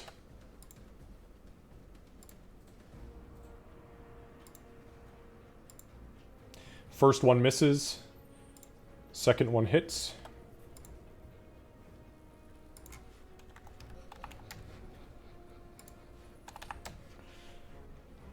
Second part of the volley. Miss. Second strikes. And you guys see, as these ballista bolts are flying, I mean literally like you have never fucking seen before, just non-stop, the cavalry has been pretty much decimated to nothing. There's a second, there's a final round from the fog, a final round of ballista bolts targeting the harpoon ship. However, this is a little bit out of range, so it's rolling with disadvantage. That's a miss. And another miss. So 2 bolts splash down a little bit on the outside. However, there is a volley of rocks that are within range. And they are targeting the right-handmost harpoon ship. And what was it, a 16? I'm sorry, for the harpoon ship? 14. It's a 14 for the harpoon ship? Okay. So, 1 miss. More. Huh? I like 16 more, but yeah, it's 14. Okay.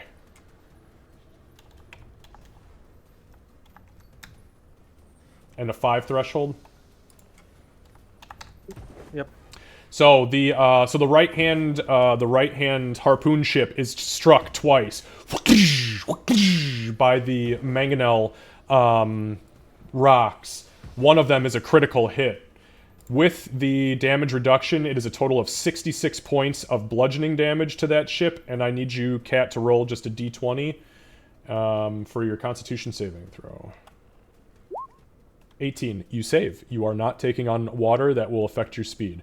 Okay, so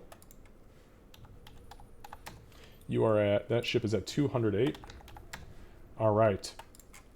All right, so that seems to be it as far as that is concerned. However, guess what? There is a green beam.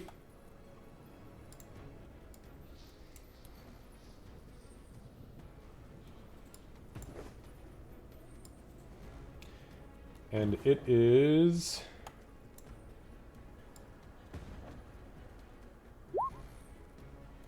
just barely fucking in range of the harpoon ship. So it is going to take the shot.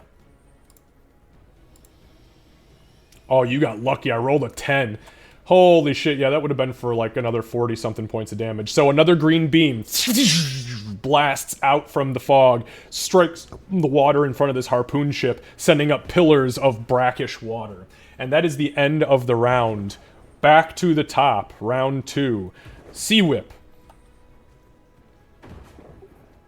See what's left of it. Do you want to bring your one guy back? Nope, they said they wanted to go in. He's just going to keep pull forward. Try and see if he can get anything. So for him now, that is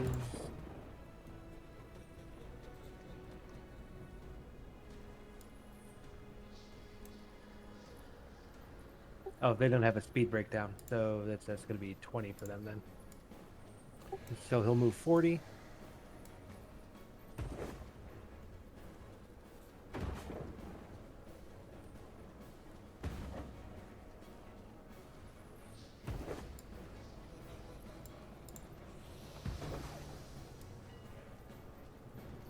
Sorry, one off.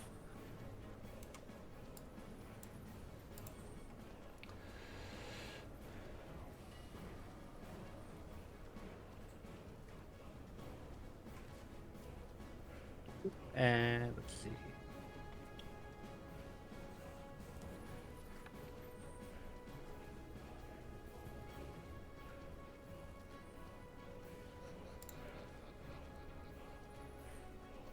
So can they do diagonal movement, or do they have to do full turns? I think I might have missed that part. You did miss that part because it was discussed. You can do diagonal movement. Oh, that's but right. You said it's counted as the 5. Yep. Yeah, sorry. Yeah, unless you're turning completely broadside, then it's 10.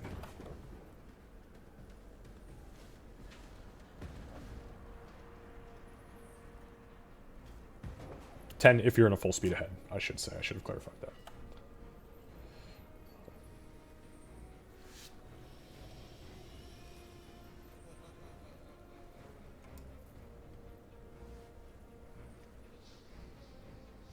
So that is a full just diagonal 60, full speed for them. Okay. Sybil. If I fire, then my movement is half, correct? For that? If you fire, then your movement is half. What? No, that's only if you're doing broad. If your movement is halved if you go broad. So you're already yeah. Okay, so You're I can already just move the broadside. normal. Yep. Okay, Correct. I was getting. So you would get all of your attacks since you're broadside right now. Okay, Now, if you but don't plan on moving at all, you can utilize the ability Fire at Will, which lets you roll with advantage, but then you cannot move. Yeah, the problem is my movement is, or my range is right to the edge of the fog, and I don't Yep. love that. So I'm That's gonna fine. move up a little bit. Scares me. So let me move that.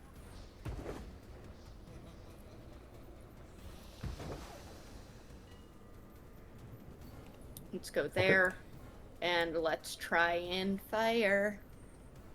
We're gonna go into this area here. Okay. It's a blind fire, but so that's Disadvantage, because you're Okay. not firing at anything that you can see.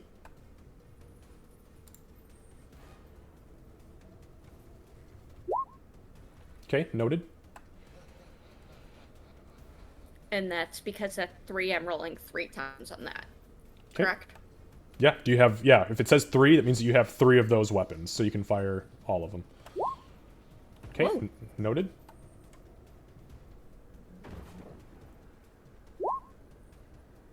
Oh. Okay. Noted. That's what I got. My Okay. Sea Whip cool guys all got blowed up. All right, let's go to Dwarven Alliance Red. Candace. So I'm going to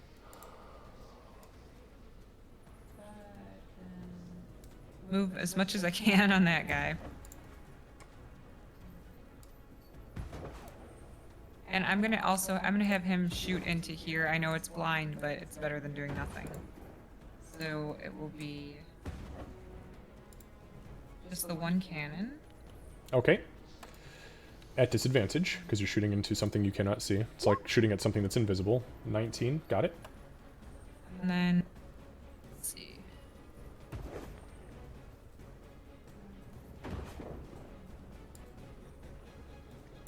It is, by the way, possible to hit entities in this fog. I want you guys to know this is not a moot thing, but nobody's rolled high enough for that yet. Yeah.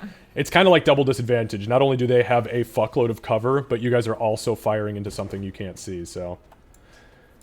so Candace, again, you're moving them sideways directly north. It doesn't work like that. You have to turn them to right. move them back. Yeah, sorry, okay. I only moved them half their speed and I was gonna just turn them back. Okay, So yeah, it's then, fine. yep, go ahead.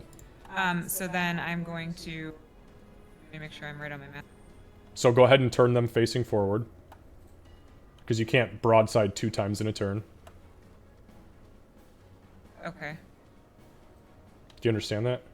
I understand not broadsiding, but they were already broadside. So But they can't move. They don't move. They're a ship. They don't move horizontally But am I like that. able to move? So if I move it away from broadside, that would be counting as a broadside, is what you're saying. Well, And then- broadside goes 2 ways. You have to Right, I broadside see in what order you're to go saying. back. I got So. you. I understand. All right. So you can use half your movement, but they're gonna be, which is fine, to turn them this way to move, but then they're gonna be like that. They're gonna be faced that way. And then okay. you're gonna need to wait until your next turn in order to Well, turn in them that back. case, I'm gonna move them a little bit more. Then. Okay. So half of the movement is spent moving them to the normal position. Right. Okay. There we go. Okay. There you go.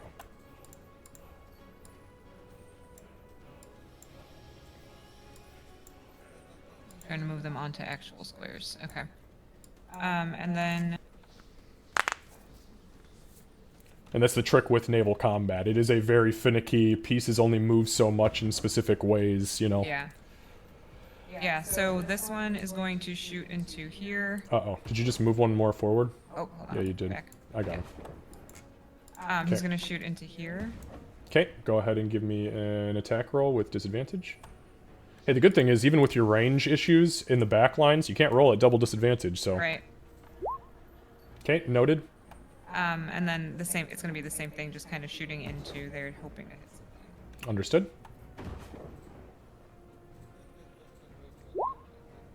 Okay, nat 1. Definitely a miss. Okay. Noted. That is all I can do. All right, and you're not doing anything with the big ship? I shot with him first. I Oh, shot did in you? there. Is that Yeah. what that was? Okay, gotcha. Yeah, I shot the Okay. cannon. Right, so that brings us to me. So, again, there are volleys coming out here. 10 minutes in, and it's not looking good for you guys right now. You are firing into this bank of mist that nobody has done any investigatory work on. No details are known about what is happening here, but they are firing out, and you are firing in. And that's all you know, and you've lost almost an entire unit so far of entities. So, from inside... we are going to take 1, 2, 3, 4, 5. Give me 1 second to roll this.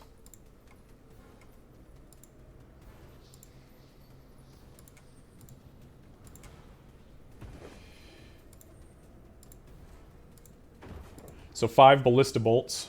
Oh, there's a crit on that one. So this last whale shark just gets lit the fuck up. All 5 bolts fly out from the, kind of aiming downward now, out from the center fog bank. They strike, 1 misses, but the 5 that strike become so heavy that literally the entire entity, the whale shark and the guy on top, immediately disappear beneath the waves and leave a cloud of red bubbling up underneath it.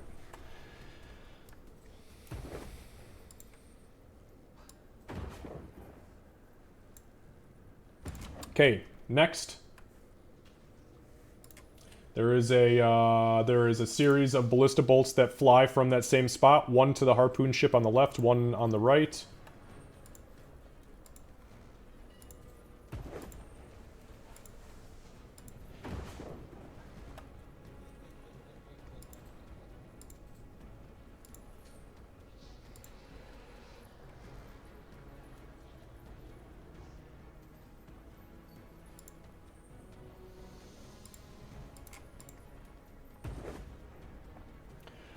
So 2 ballista bolts fly straight in between the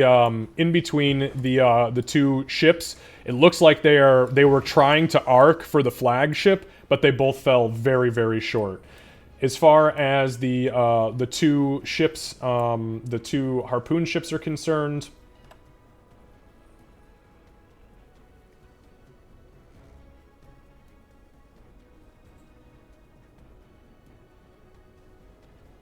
all right, so the first 2 strike, so both strike, but we have some damage resistance here, so bear with me. 18, 28, 29, 28, 29.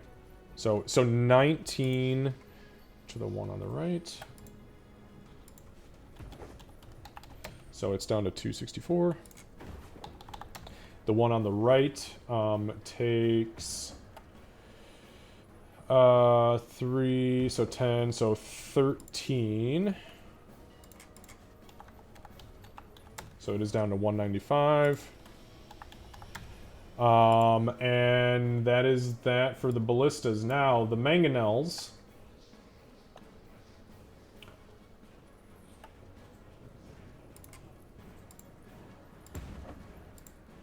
One mangonel flies up, and again, it's arcing towards the flagship, but falls very, very short.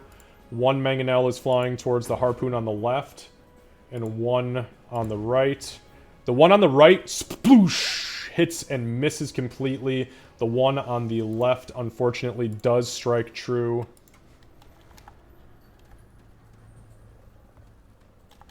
For 23 points of damage. Bringing it down to 241. Okay, and that is it for them. From the rear of that same formation...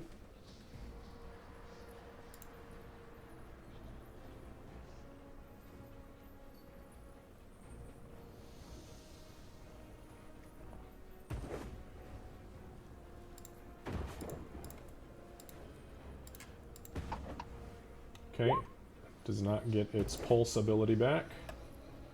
Lucky for you guys. However, it is going to fire a single mangonel, and it is going to do so... Oh, actually, you know what? No, it's not. Nope, that's it. That's all it can do.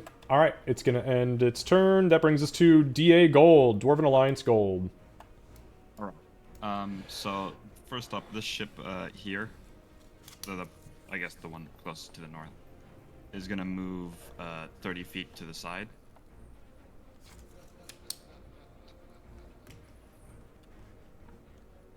Which puts him like there. Okay. And then, in this odd formation, all ships are going to fire into the fog. Okay, understood. Go ahead and give me all of your whatever your attacks happen to be at disadvantage. I'll start with like this one here, because it's just normal firing. Everything else is gonna get basically fire at will. Okay, so the other two get fire at will. Got it. Other three, all three. Because it's the ship as well. Oh, yeah, but we're going to do those all separately. I'm talking about the 3 blimps. So go ahead and do the blimp attacks first. One of them is with disadvantage. Whoops, sorry, wrong button.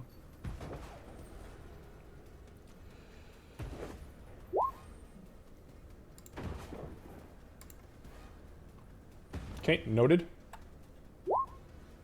Noted.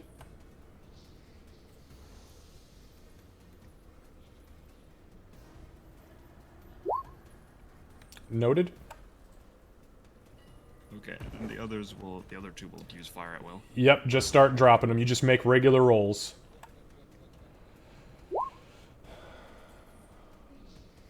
Okay.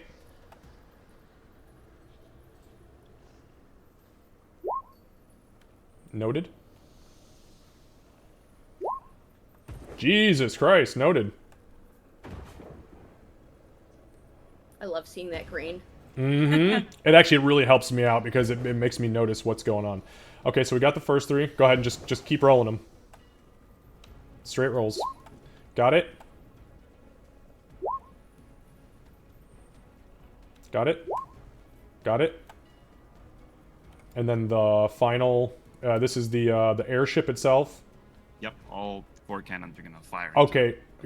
Go ahead, and you can make the cannon rolls. I'm just going to be going I'm doing some backtracking here on my end to get details. I just want to confirm, we're floating above these, like, rocks here, right? Yes. Yes, you are.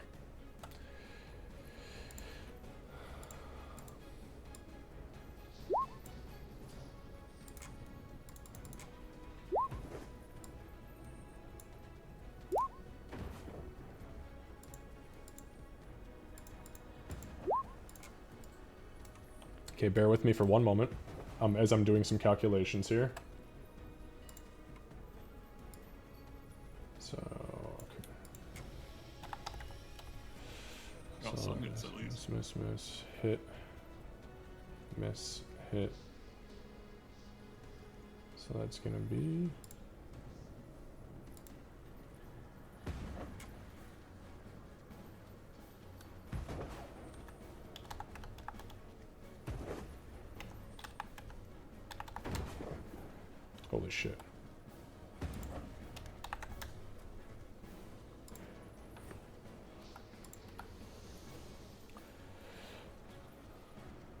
Miss. That's a hit and a hit.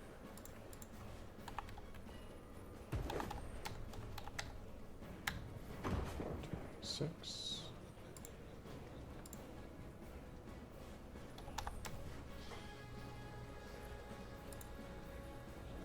Okay, and I'm looking at cannons right now, so just bear with me.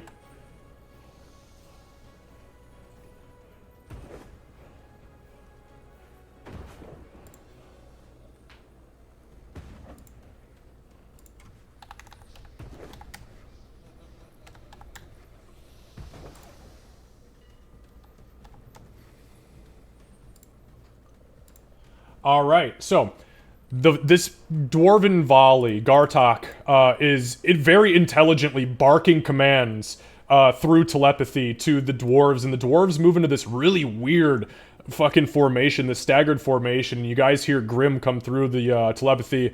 Oh, you smart bastard! Boom, boom, boom, boom, boom, boom. Fly in, everybody, fire at will!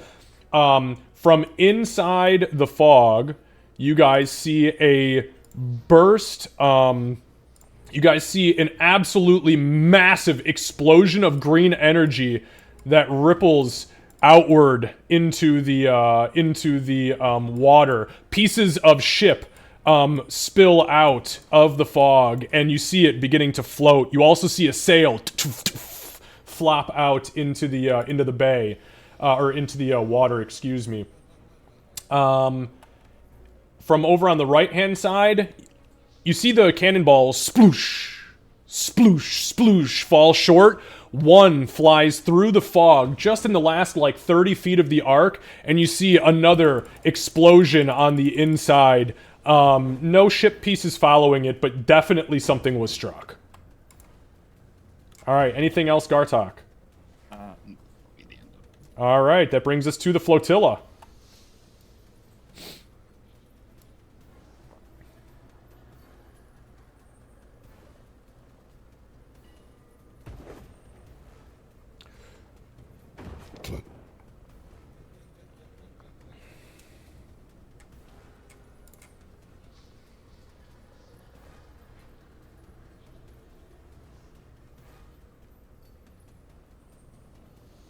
Okay, moving him there.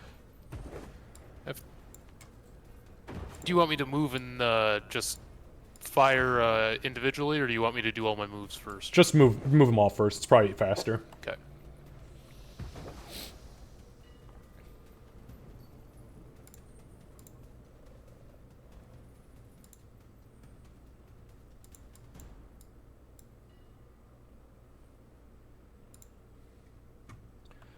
Right.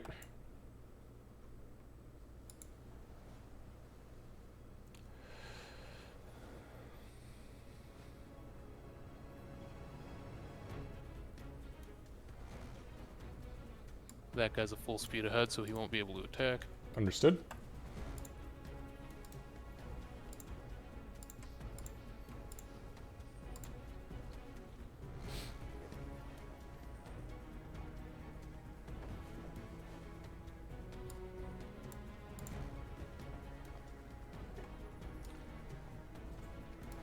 And to move out a broadside, it's 10 feet, right? If you're in full speed ahead. Otherwise, it's half your movement. Okay.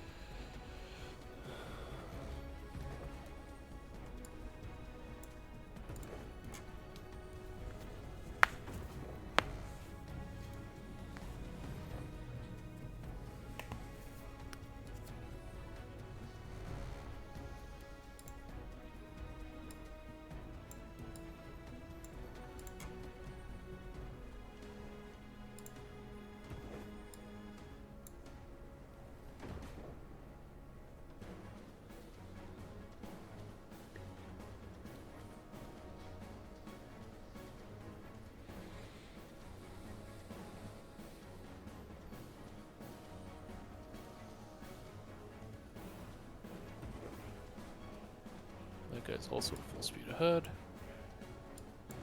Oops.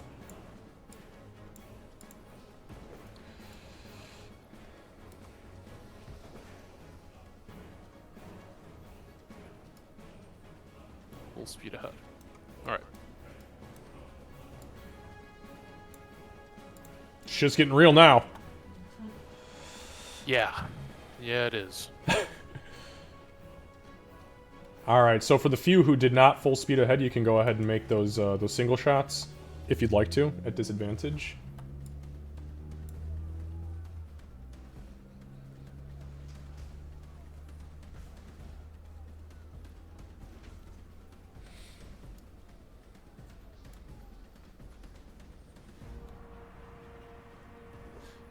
And they're automatically disadvantaged because they're going into the fog bank, correct? Correct, yep, you can't see what you're firing at. Okay.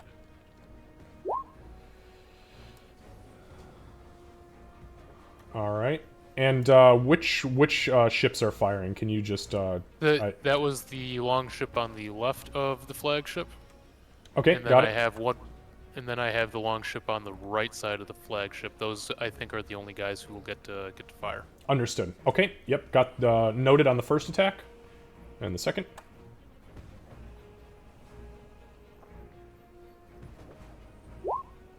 Okay, noted.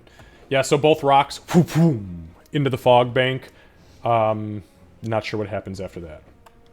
Okay. All right. So that brings us to my turn, left and right respectively. So.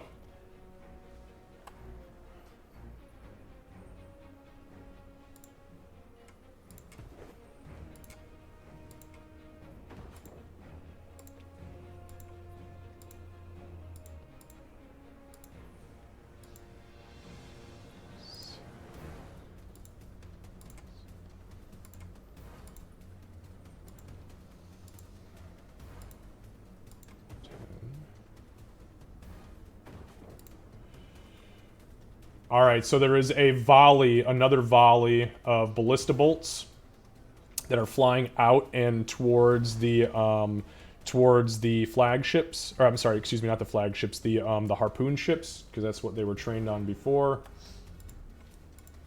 So, the one on the left, miss, hit, hit. So 2, 4, 6. So the first 3 strike with the damage resistance. That is only 45 points of damage.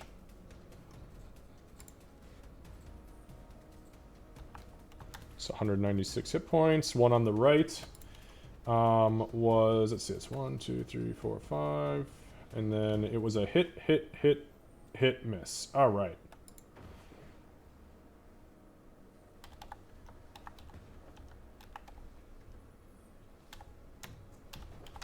So that's only 42 points for 153.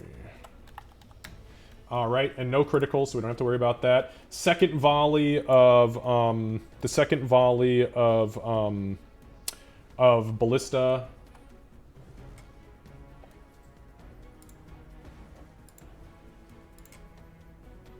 Two, 3,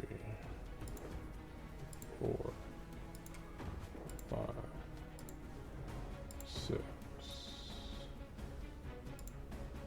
7, 8, 9, 10, 11, 12. All right, so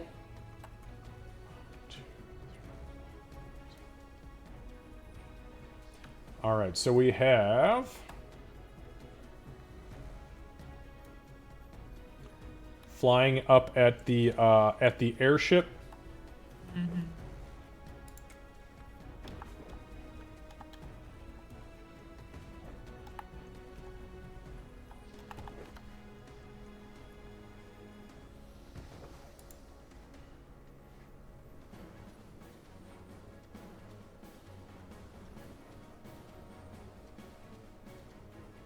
Okay, so what's the damage threshold on that? 15 on the airship. 15, okay. The AC is 16. The threshold is 15.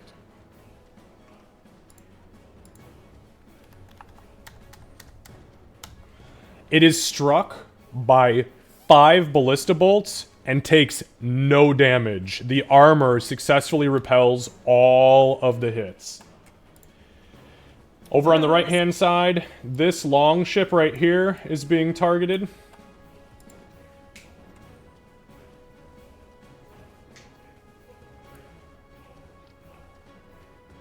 So it's 4 hits. And it's got a threshold of 15, and I kid you not, every single one of these was either 15 points or less. I'm sorry, you know what? It takes 5 points of damage, Candace, because it's only ever a minimum of 1. Okay. And so so it's 1, 2, 3, 4. So the long ship takes 4 points of damage, bringing it down to 546. Okay, that's it for that. Then the mangonels fire.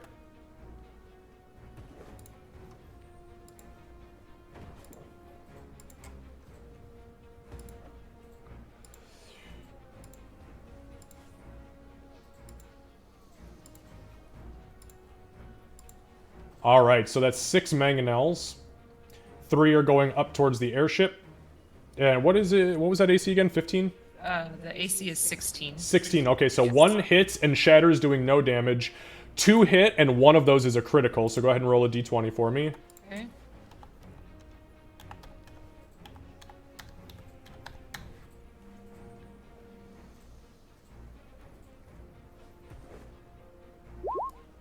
Nat 20. So you are not taking on water, quote unquote. But you do get hit for 71 points of bludgeoning damage, which is reduced to 41 because of your armor threshold. Should it be 42 because the first one missed, but it should still be 1 point of damage? No, I said it missed you. Got it. It missed you. If I hit you and it's reduced to 0, you automatically take 1. Okay, so you go ahead and remove 41 hit points from it. Yep. And then the long ship was also being targeted with mangonel. And 2 miss and 1 does hit, and it is a critical hit. So go ahead, Kurt, just roll a d20 for me.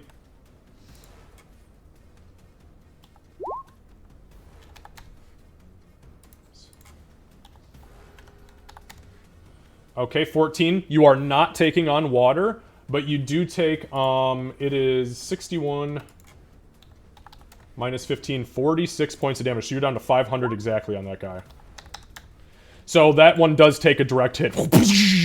But you guys managed to not take on water because your crews are fucking good at what they do.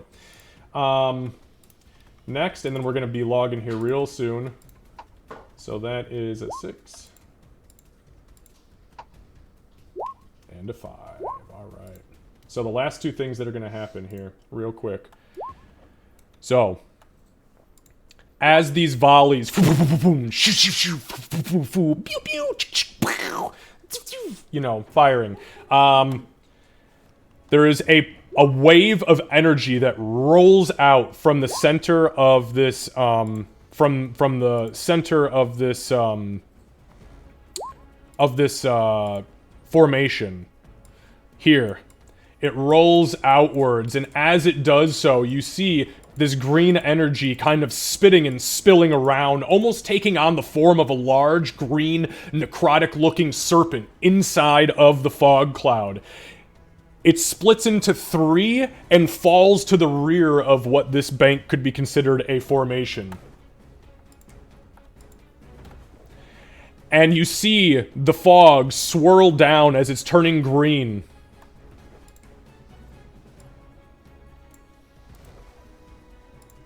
Revealing the undead armada in front of you. The smoke that was once covering this fog bank, now in these massive green engines of some sort on the back of these flagships.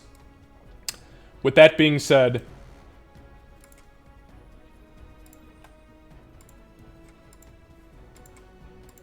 you now see the undead armada rolling towards you, being led by a series of 3 massive flagships with these large green energy fields on the back, rolling and roiling and bubbling and pumping as these undead are firing at you over and over.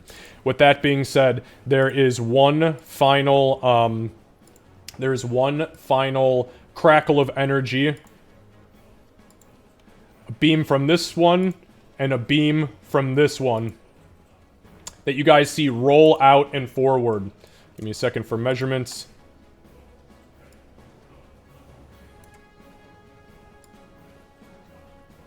Good, good.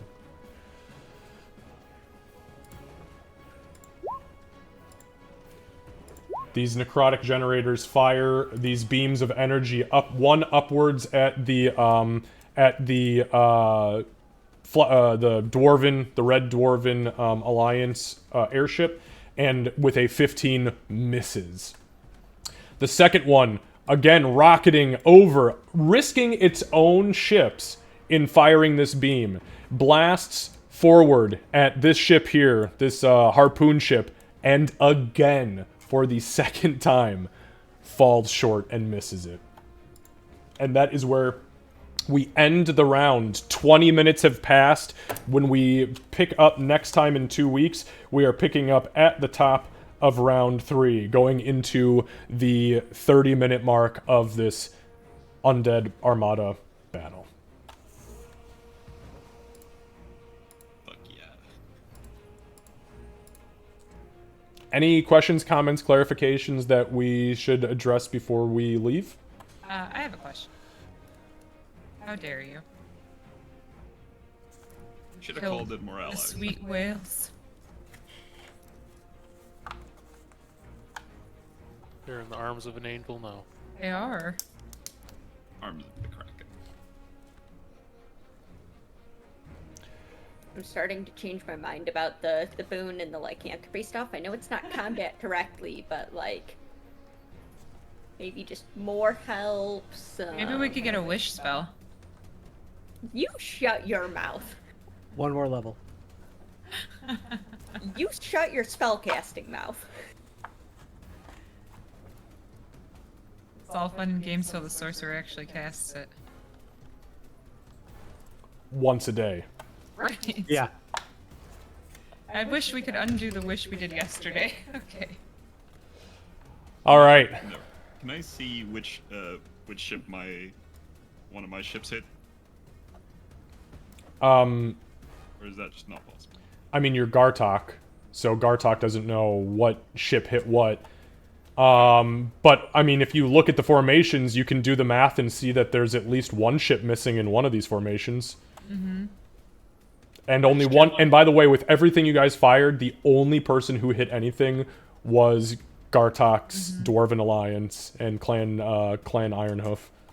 Yep. My thoughts were more bullets mean more chance to hit. Well, more than that, if you get rid of the... Even though they had very, very high cover in that fog bank, you changed your roll from disadvantage to normal. So even if their AC goes up, you still now don't have to roll at disadvantage. Right. Nobody hit anything in those first 2 rounds except Gartok.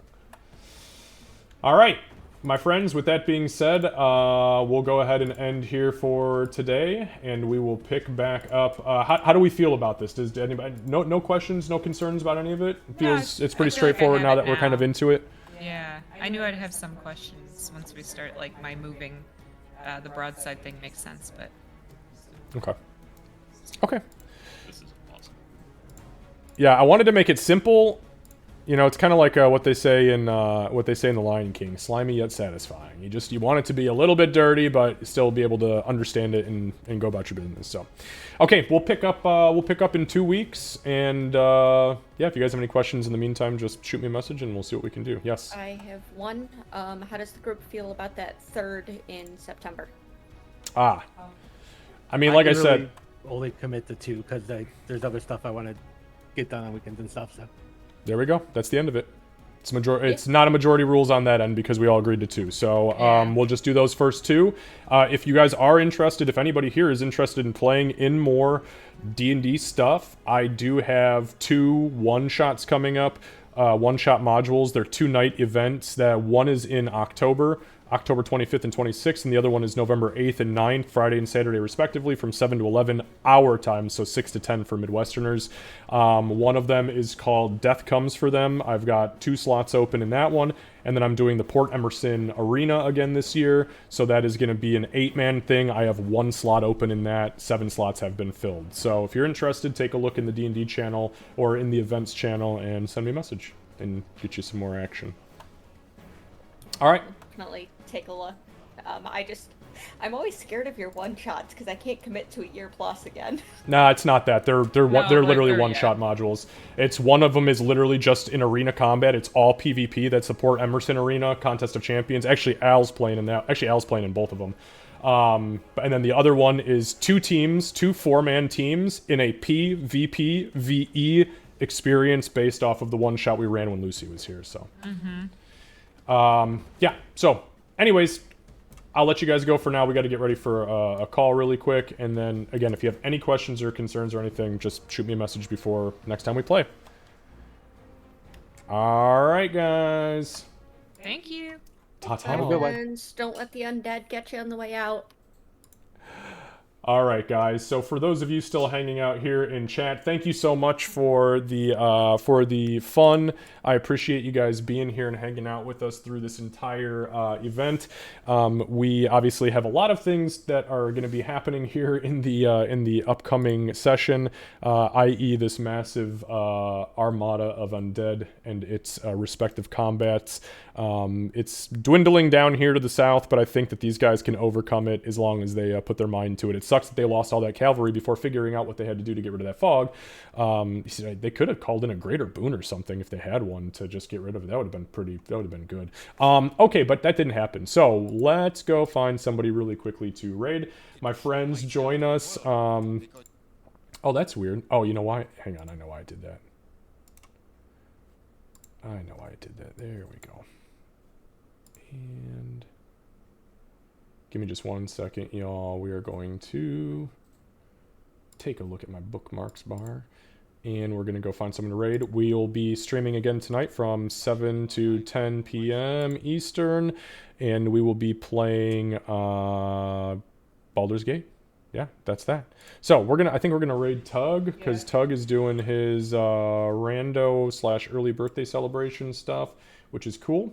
So let's go give Tug some love, and yeah, we'll see you guys tonight. Hopefully for Baldur's Gate. I think we're in the temple of the fucking whatever the Sharian thing is. There's gonna be, I don't know.